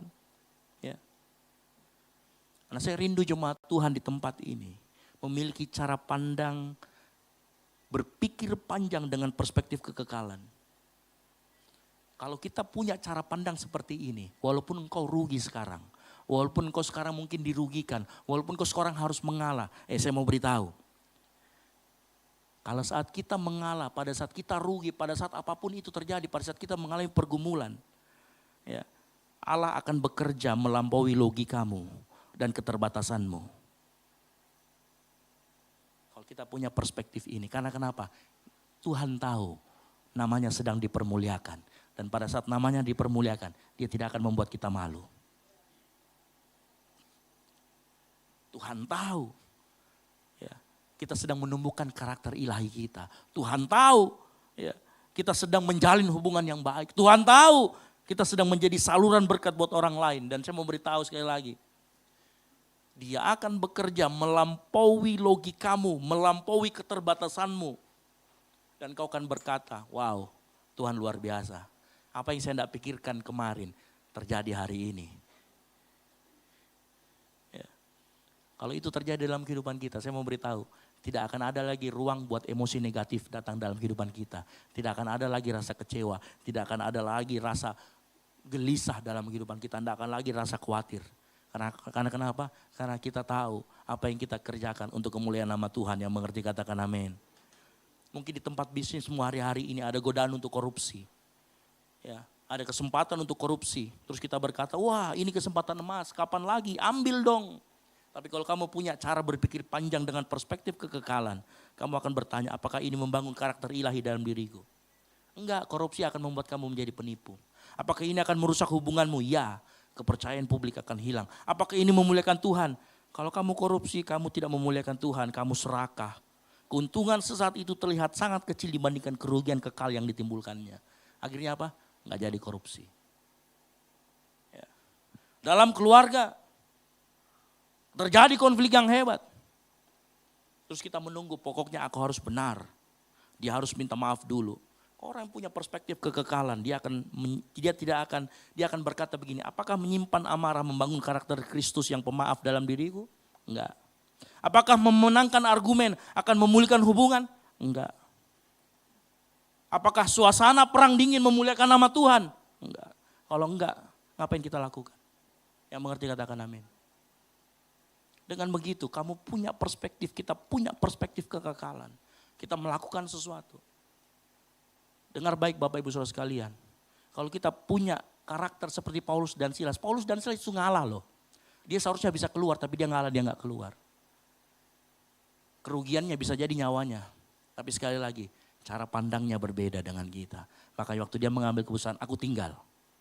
Saat itulah kemuliaan Tuhan dinyatakan. Jiwa-jiwa datang kepada Tuhan. Perspektif kekekalan memberi kita kekuatan untuk memilih jalan yang sulit namun benar. Daripada jalan yang mudah namun pada akhirnya merusak. Dengar baik Bapak Saudara sekalian, seringkali menunda hak bisa menghasilkan buah yang lebih besar. Yaitu apa? Kemuliaan bagi nama Tuhan. Nah, saya berdoa jemaat Tuhan di tempat ini saat mengambil keputusan bukan berdasarkan emosi, bukan berdasarkan keuntungan duniawi, tetapi berdasarkan perspektif kekekalan yang mau katakan amin. Ya, kalau kita ambil hal seperti ini, akan ada lebih banyak pengampunan di keluarga kita, akan ada lebih banyak integritas di tempat kerja kita, akan ada lebih banyak kemurahan hati, akan ada kasih di tengah masyarakat kita. Yang setuju katakan amin. Tapi bagaimana cara kita memiliki itu? Paulus dan Silas melakukannya. Singkat cerita, waktu Paulus dan Silas mencegah kepala penjara bunuh diri, dia melihat semua orang masih pada tempatnya. Di situ dia mengalami pertobatan. Halo? Ya, di situ dia mengalami pertobatan yang luar biasa. Dia ambil Paulus dan Silas, dia layani, dia basuh bilur-bilurnya. Dan dia berkata, apa yang harus aku lakukan untuk selamat? Dia mulai mencari kebenaran. Dan disitulah nama Tuhan dipermuliakan. Paulus dan Silas memenangkan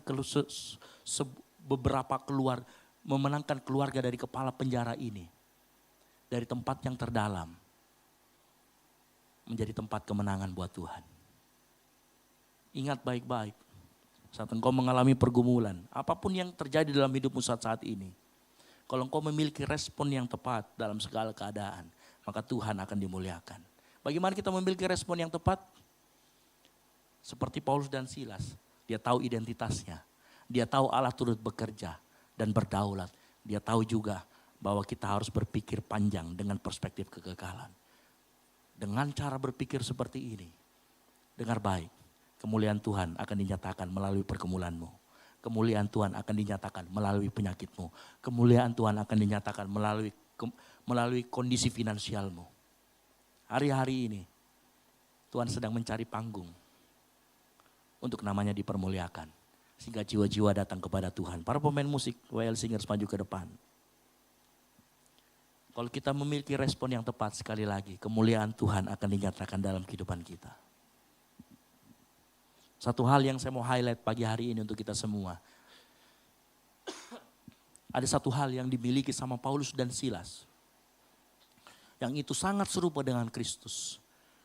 Yaitu Paulus dan Silas berani menukarkan nyawanya dengan nyawa kepala prajurit. Kepala penjara belum kenal Tuhan. Belum tentu dia juga menjadi orang yang percaya. Tetapi dia lakukan itu, kenapa? Karena Paulus dan Silas tahu, Yesus juga sudah mati buat engkau dan saya sebelum waktu kita masih berdosa. Ini keserupaan dengan Kristus. Dan apa yang Tuhan Yesus lakukan di atas kayu salib akan kita peringati dengan tubuh dan darah Kristus. Perjamuan kudus merupakan persekutuan kita dan panggilan kita untuk bersekutu dengan penderitaannya. Untuk bersekutu dengan kebangkitannya. Sehingga kita menjadi orang-orang yang menang, yang mengerti, katakan amin. Saya rindu semua kita di tempat ini, mulai saat ini. Pahami identitasmu. Pahami Allah berdaulat. Pahami Allah turut bekerja. Dan miliki cara berpikir panjang dengan perspektif kekekalan. Saya yakin dan percaya hidupmu akan dipakai Tuhan secara luar biasa. Engkau akan menjadi, bukan menjadi danau mati. Engkau akan menjadi saluran air, menjadi berkat buat bagi orang. Bukan hanya sekedar buat beberapa orang, tapi buat bangsa-bangsa. Mari kita bangkit berdiri. Kita mau peringati apa yang sudah Tuhan Yesus lakukan 2000 tahun di atas kayu salib.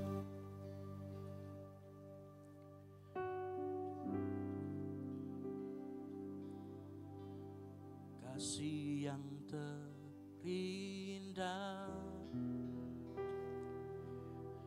hati yang mulia, hanya ku temukan di dalam-Mu, Yesusku. Pujian dari hatiku selalu di setiap waktuku. Tiada pernah berubah kasih-Mu. Sama-sama katakan karya terbesar. Karya terbesar dalam hidupku, pengorbananmu yang selamatkanku.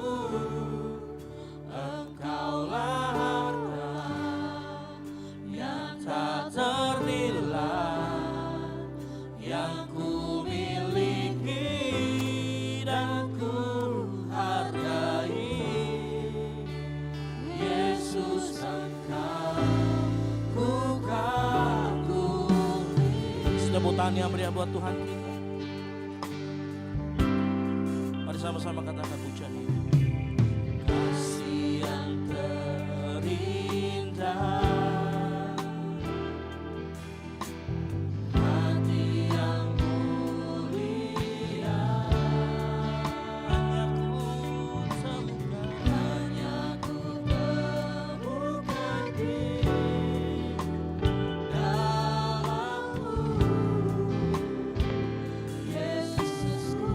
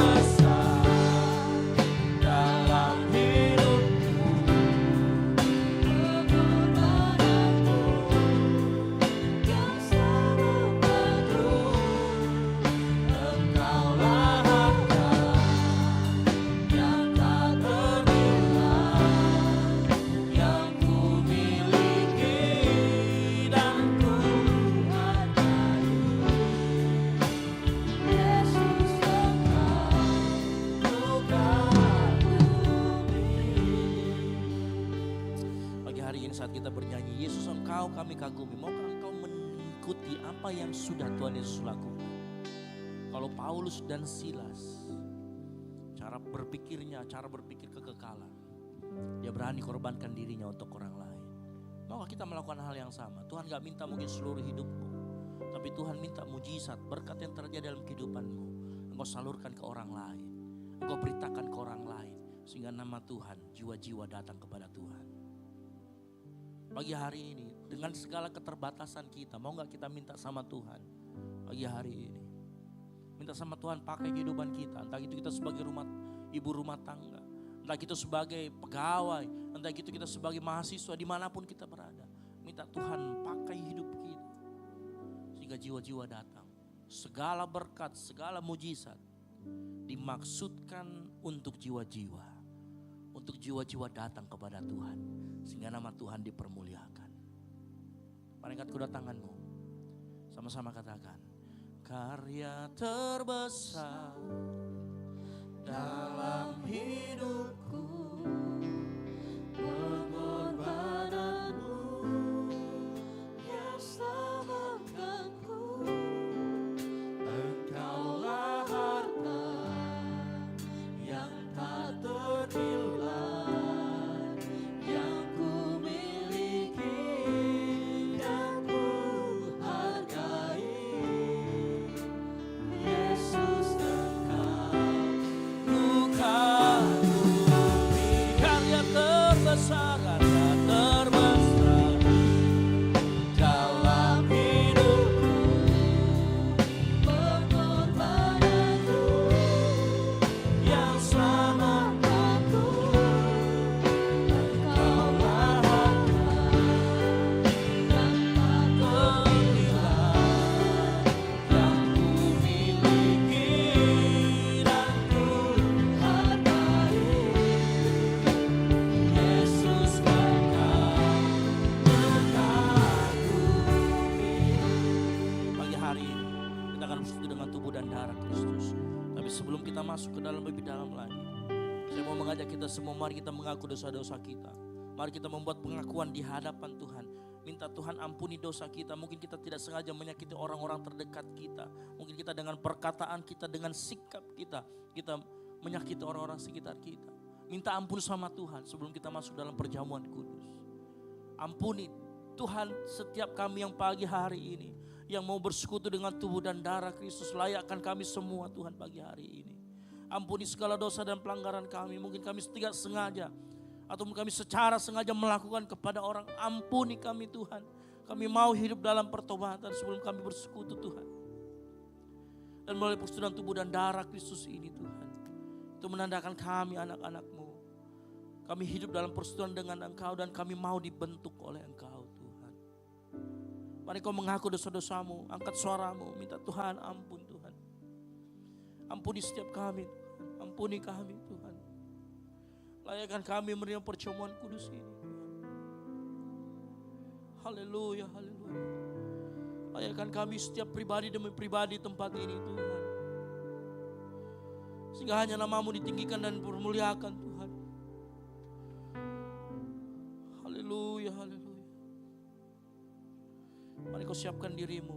Para pelayan perjamuan saya panggil maju ke depan. Jemaat Tuhan boleh dengan sikap penyembah duduk kembali.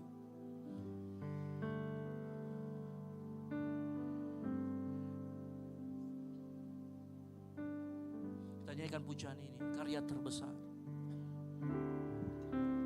Karya terbesar dalam hidupku, pengorbananmu yang selamatkanku. Engkaulah harta yang tak ternilai, yang ku miliki dan ku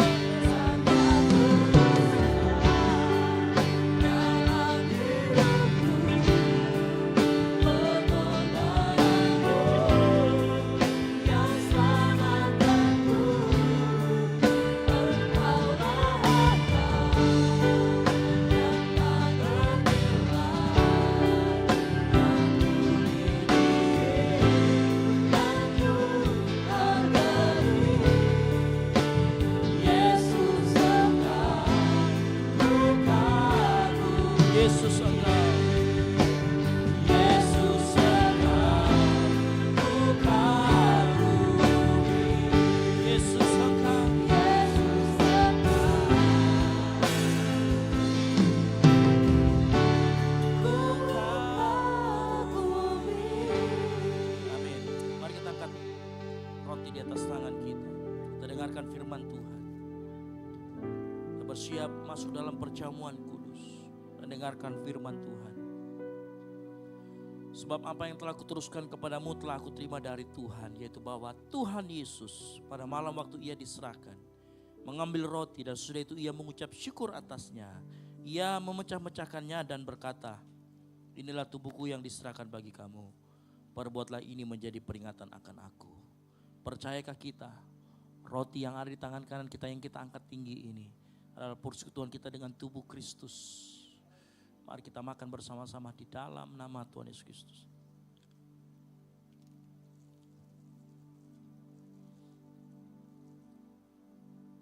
Persiapkan cawan.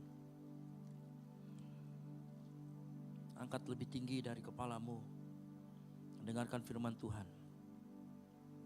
Demikian juga ia mengambil cawan sesudah makan lalu berkata, cawan ini adalah perjanjian baru yang dimateraikan oleh darahku. Perbuatlah ini setiap kali kamu meminumnya menjadi peringatan akan aku. Percayakah kita, anggur yang ada di tangan kanan kita, yang ada di cawan ini adalah darah Kristus yang dicurahkan untuk pengampunan dosa-dosa kita. Mari kita minum bersama-sama di dalam nama Tuhan Yesus Kristus.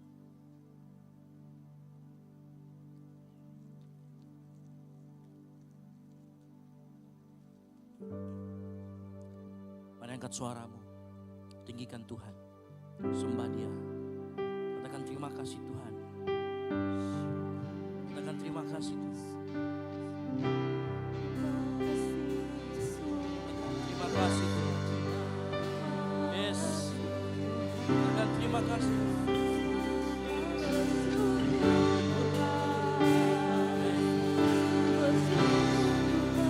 Angkat suaramu.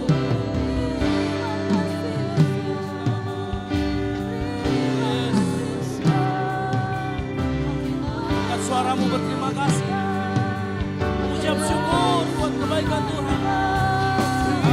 Yes.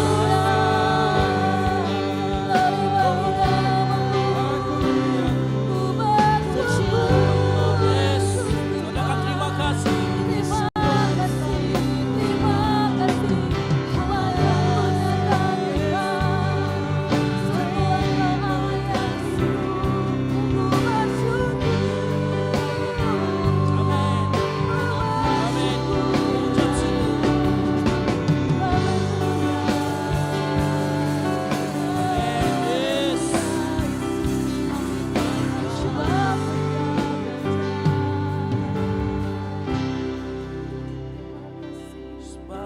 Besar Tuhan Yesus, katakan sebab Kau besar, sebab Kau besar Tuhan Yesus, Kau layak dipuji, Kau layak dipuji sekarang dan selamanya. Katakan sebab Kau besar, sebab Kau besar Tuhan Yesus, katakan sebab Kau besar, sebab Kau besar Tuhan Yesus, Kau layak disembah sekarang dan selamanya. Katakan sebab Kau besar, Kau besar Tuhan Yesus, katakan sebab Kau besar, Yesus, katakan Kau layak dipuji, Kau layak dipuji sekarang dan selamanya. Sebab Kau besar, sebab Kau besar Tuhan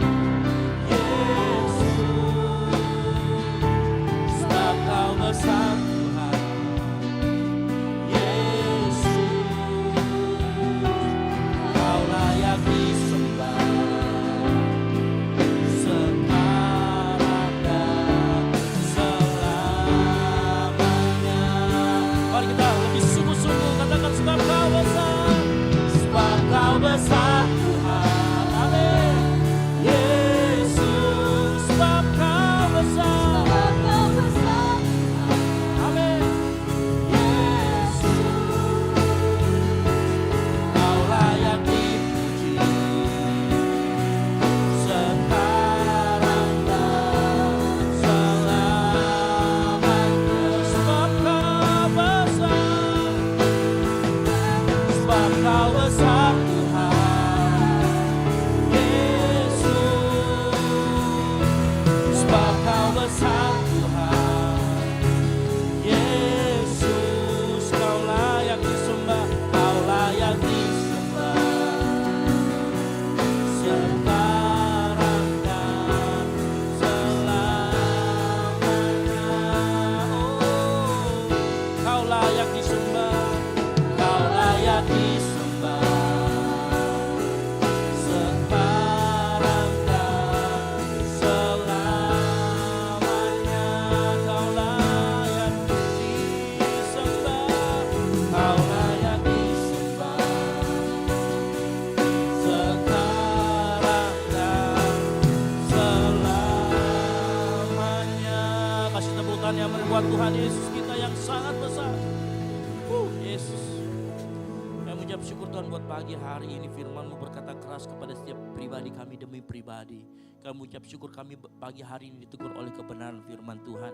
Kami dibenarkan kembali, kami dibukakan, singkapkan hal-hal yang surgawi Tuhan. Sehingga kami menjadi Paulus dan Silas yang mau betul-betul, yang sanggup dan bertahan di tengah-tengah penjara Tuhan. Dan kami melihat bagaimana Paulus dan Silas mengalami mujizat Tuhan. Dan kami yakin dan percaya saat kami memiliki cara pandang yang sama, cara berpikir yang sama, pilihan yang tepat, kami juga akan mengalami apa yang dialami oleh Paulus dan Silas. Terima kasih Tuhan Yesus, terima kasih. Kami juga sudah bersekutu dengan tubuh dan darah Kristus. Kami mengucap syukur untuk kebaikan-Mu. Kami mengucap syukur untuk pengorbanan-Mu. Dan kami tahu limpah kami tunjukkan melalui ketaatan kami Tuhan di hadapan-Mu. Ajar kami berjalan hari demi hari untuk terus mengasihi Engkau dalam kehidupan kami Tuhan. Terima kasih. Ini yang menjadi doa kami. Sambut dan sempurnakan. Tapi bukan kehendak kami yang jadi, biar kehendak-Mu yang jadi. Di dalam nama Tuhan Yesus Kristus yang diberkati Tuhan, sama-sama katakan amin. Baik, silakan duduk. Haleluya, sungguh ini firman Tuhan saat ini, amin. Yang diberkati melalui firman-Nya, mari lambaikan tanganmu, haleluya. Puji Tuhan, tiba saatnya kita akan mempersiapkan persembahan kita yang terbaik bagi Tuhan.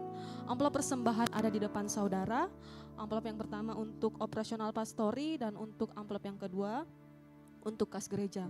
Dan untuk informasi tambahan, di atas kotak persembahan ada kotak kecil yang berisikan lembar janji iman bagi jemaat Tuhan yang terbeban untuk menabur dalam perayaan Natal kita pada bulan Desember. Boleh diambil dan setelah diisi boleh dikembalikan kepada saudari Vero. Dan jemaat Tuhan yang sudah mengisi dan ingin menyetor juga setelah ibadah nanti diserahkan kepada saudari Vero. Sebelum kita memberi, kita angkat amplop persembahan kita. Kita satu dalam doa, kita berdoa. Mengucap syukur Tuhan atas segala kebaikan-Mu yang kami terima dalam kehidupan kami. Di tengah ibadah kami Tuhan, kami diberi kesempatan lagi untuk memberi yang terbaik bagi-Mu Tuhan. Biarlah apa yang kami beri Tuhan menjadi dupa yang berbohar menyenangkan hati-Mu. Engkau tilik dari tempat yang maha tinggi Tuhan. Engkau berkati setiap tangan-tangan yang memberi Tuhan. Terima kasih Tuhan yang masih ada pada kami. Engkau tetap memberkati setiap keluarga kami Tuhan. Karena kami sangat yakin dan percaya ketika kami memberi Tuhan, kami tidak akan berkekurangan. Di dalam nama Tuhan Yesus Kristus, haleluya, amin. Jemaat Tuhan, persembahan akan dijalankan dari sebelah kiri saya, tengah dan kanan saya. Tuhan Yesus memberkati.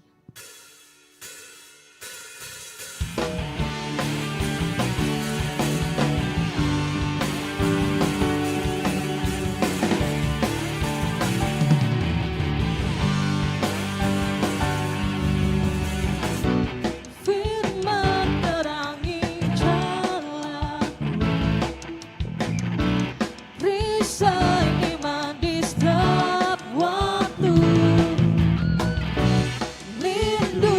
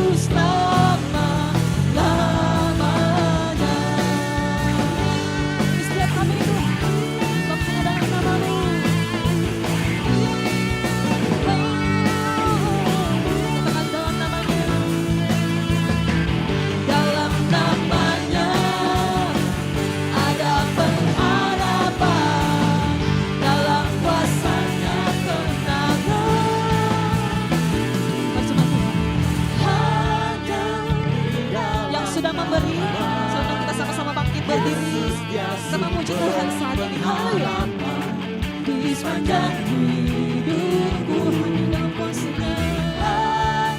Amin. Di dalam kuasa saja pasti tersedia kemenangan bagiku selamanya. Hanya di dalam namanya Yesus dia sumber pengharapan di sepanjang hidupku. Amin. Hanya di dalam kuasa-Nya pasti tersedia kemenangan bagiku selamanya. Hanya di dalam nama buat kami Tuhan Yesus dia sumber pengharapan di sepanjang hidupku. Hanya di dalam kuasa-Nya pasti tersedia kemenangan bagiku sekarang. Hanya di dalam namanya Yesus dia sumber pengharapan sepanjang hidupku. Hanya di dalam kuasa-Nya pasti tersedia kemenangan bagiku selama-lamanya. Sebab dalam nama Tuhan dapat pengharapan.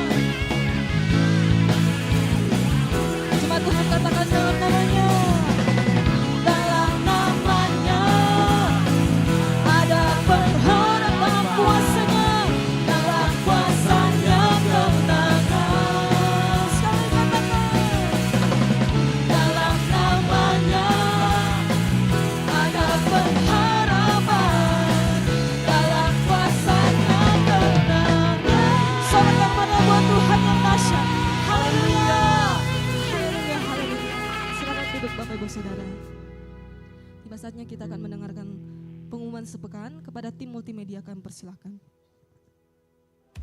Shalom jemaat yang dikasihi Tuhan, berikut beberapa informasi kegiatan GBI Oikumene selama 1 minggu ke depan.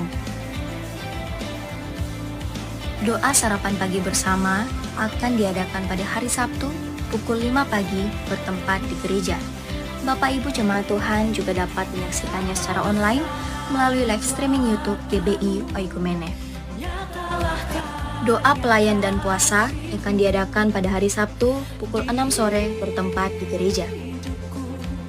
Gladi bersih untuk ibadah raya pertama akan diadakan pada hari Sabtu pukul 7 malam, ibadah raya 2 pada hari Minggu pukul setengah 3 sore, dan gladi bersih untuk ibadah raya ketiga akan diadakan pada hari Sabtu pukul 10 pagi. Ibadah raya Minggu diadakan sebanyak 3 kali, yaitu pukul 9 pagi, pukul setengah 5 sore, dan pukul 7 malam. Ibadah raya yang pertama dan yang kedua akan disertai ibadah anak sekolah minggu. Ibadah-ibadah ini dapat disaksikan secara online melalui live YouTube GBI Oikumene. Bagi saudara-saudari yang ingin mendapatkan dukungan doa, silakan menghubungi nomor berikut. Pondok Daud akan diadakan setiap hari Selasa dan Jumat pukul 3 sore bertempat di ruang sekolah minggu. Bagi jemaat Tuhan yang berkerinduan untuk didoakan, silakan mengisi form pokok doa yang telah disiapkan. Mari tetap saling menopang dalam doa-doa kita kepada Tuhan. Bagi saudara-saudari yang membutuhkan layanan konseling, penyerahan anak, dan pernikahan, silakan menghubungi nomor berikut. Baptisan akan diadakan pada minggu terakhir setiap 3 bulan sekali. Bagi saudara sekalian yang membutuhkan layanan baptisan, silakan menghubungi nomor berikut. Persembahan persepuluhan dan persembahan lainnya dapat ditransfer melalui rekening BCA dengan nomor 7993 111 777 atas nama GBI Oikumene. Jangan lupa untuk mencantumkan keterangan untuk setiap persembahan yang diberikan. Perpuluhan yang jemaat Tuhan berikan akan dipergunakan seluruhnya untuk pekerjaan Tuhan di tempat ini dan akan dilaporkan secara periodik serta terbuka kepada jemaat Tuhan sekalian.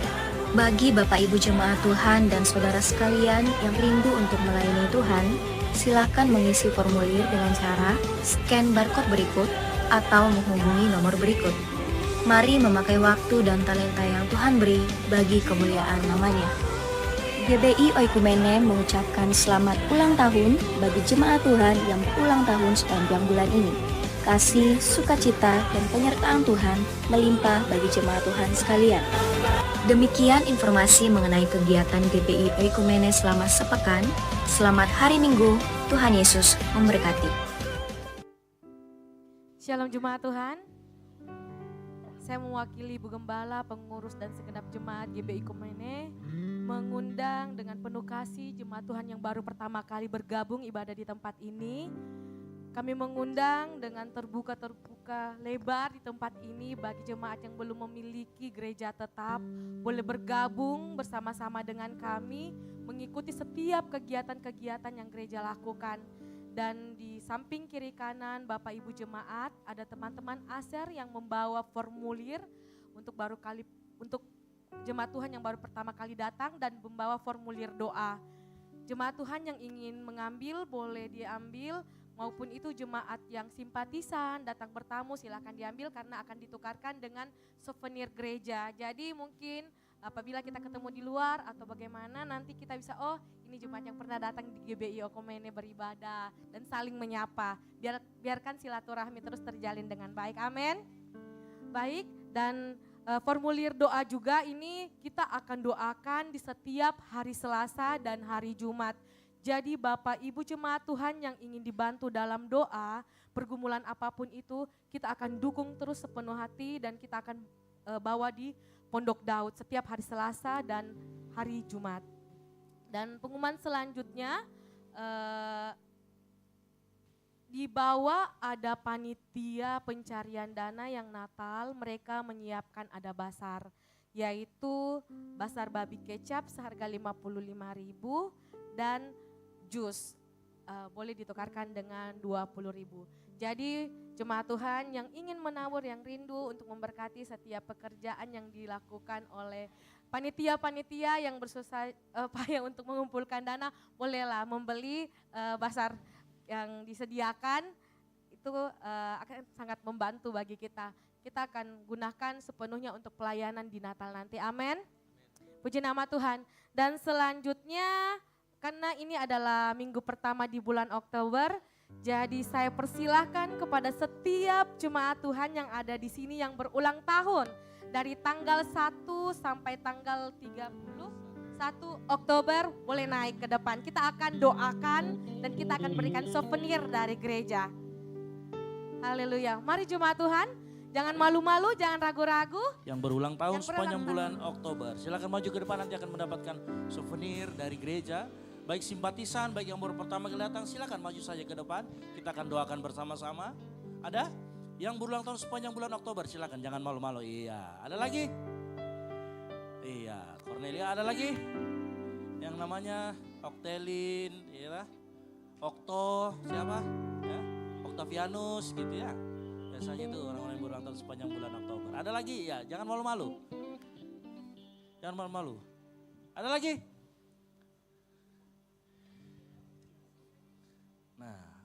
Cuman ini aja? Ada lagi? Jangan malu-malu. Yang berulang tahun atau lupa ulang tahunnya, lihat KTP-nya dulu. Ya, baik. Kita angkat tangan kita arahkan ke saudara-saudara kita yang berulang tahun. Kami mengucap syukur Bapak, anugerah-Mu besar buat saudara-saudara kami yang berulang tahun sepanjang bulan Oktober ini. Biar anugerah kasih karunia melimpah dalam kehidupan mereka. Baik itu sebagai mahasiswa, sebagai anak dalam keluarga, dalam masyarakat. Kami serahkan ke dalam tangan-Mu Tuhan. Biar apapun yang dikerjakan oleh anak-Mu, dengan tangannya Engkau buat menjadi berhasil. Dalam pelayanannya Tuhan memberkati lebih dan lebih lagi. Dan biarlah apapun, kemanapun kaki mereka melangkah, perlindungan, pertolongan Tuhan nyata dalam kehidupan mereka. Di usia yang baru ini, biar komitmen-komitmen baru, lebih mendekat kepada Tuhan, lebih mengasihi Tuhan, melayani Tuhan, ada dalam kehidupan anak-anak-Mu. Di dalam nama Tuhan Yesus Kristus, kami ucap syukur dan berdoa. Haleluya. Amin. Umur panjang di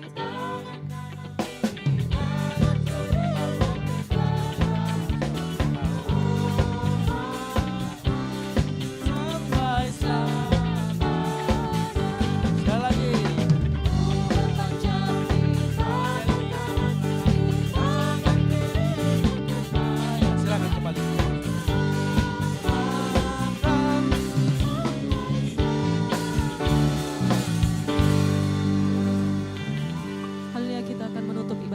berdoa, saya undang kita sama-sama bangkit berdiri. Haleluya.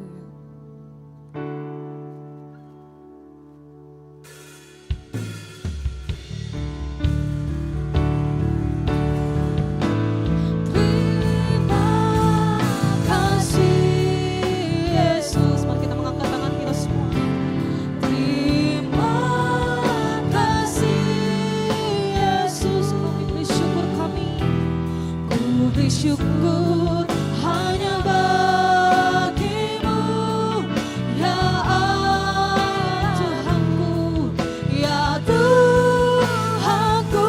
Terima kasih, Yesus. Ini setiap kami Tuhan. Terima kasih Yesus. Ku bersyukur hanya bagimu.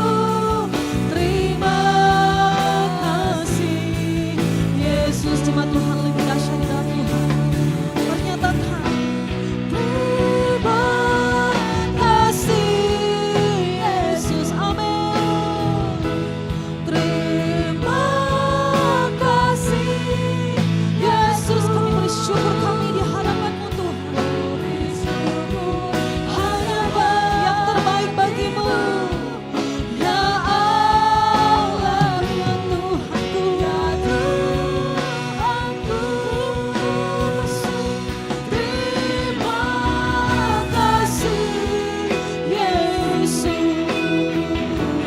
Terima kasih Yesus.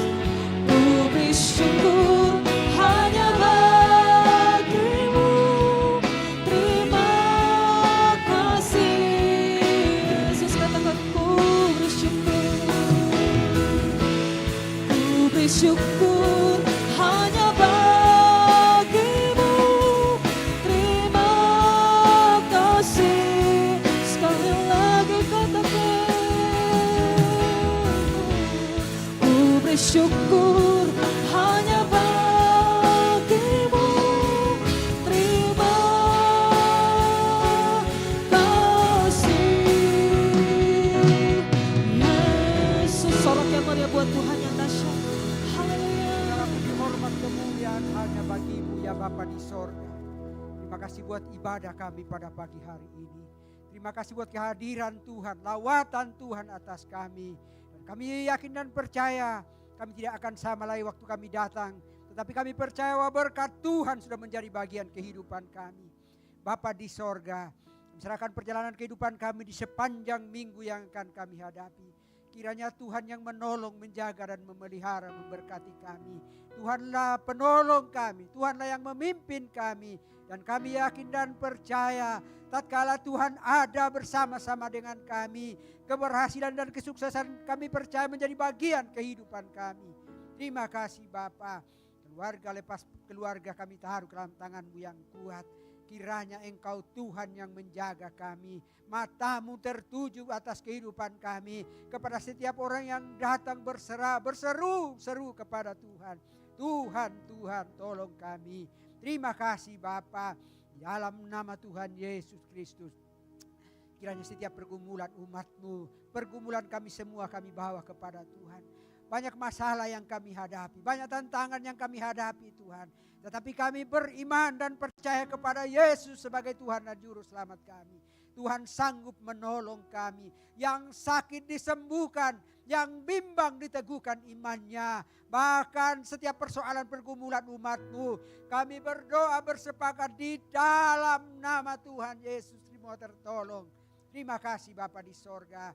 Kami berdoa buat hamba-Mu Pastor Esra yang sudah menyampaikan kebenaran firman-Mu pada pagi hari ini. Kiranya tanda-tanda heran menjadi bagian hamba-Mu. Dimanapun dia berdiri menyampaikan kebenaran firman-Mu, nama-Mu saja dipuji, ditinggikan Tuhan.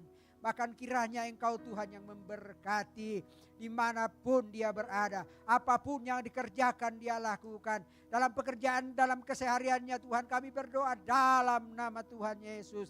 Tuhan membungkus dan menjadikan dia berhasil. Memberkati keluarganya, istrinya dan anaknya. Demikian juga Ibu Gembala kami bawa dalam doa kepada-Mu Tuhan. Kiranya penghiburan dan damai sejahtera-Mu menjadi bagiannya. Akan kuat baru, sehat baru terus menjadi bagian hamba-Mu, Ibu Gembala. Sehingga sukacita dan damai sejahtera Tuhan menjadi bagiannya. Terima kasih Bapa. Kami juga berdoa buat anak-anak-Mu yang mengambil pelayanan pada pagi hari ini.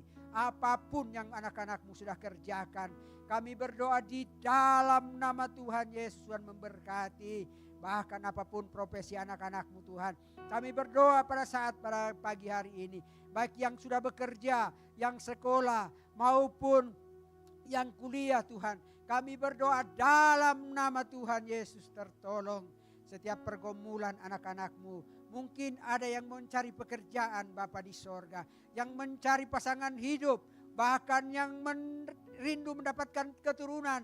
Kami berdoa bersepakat di dalam nama Tuhan Yesus. Tuhanlah jawaban dari setiap doa-doa kami. Terima kasih Bapa.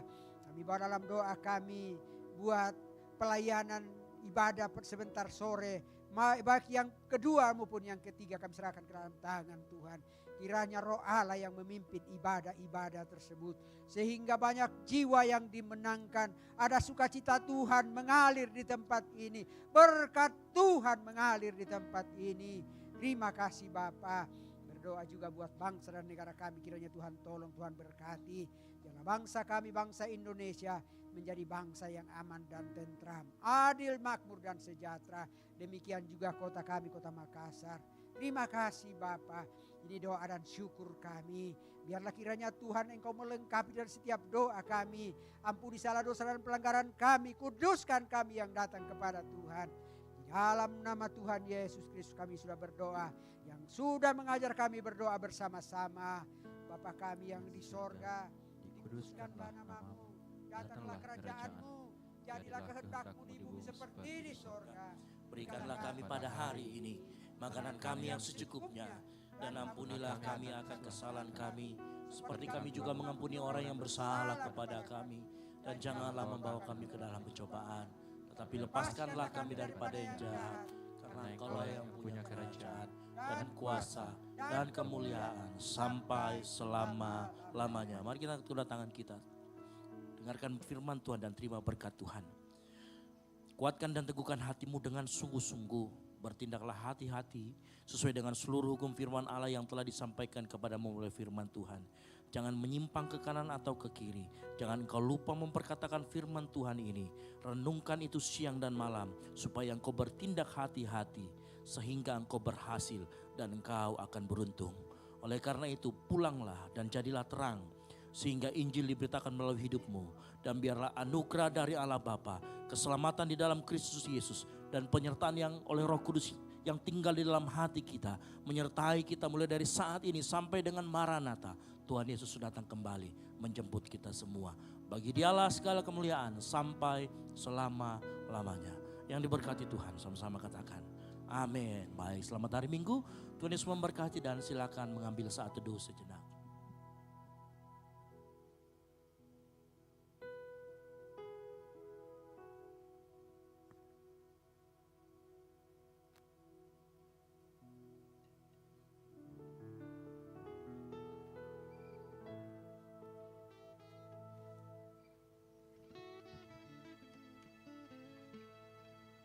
Selamat hari Minggu, Tuhan Yesus memberkati, selamat beraktivitas.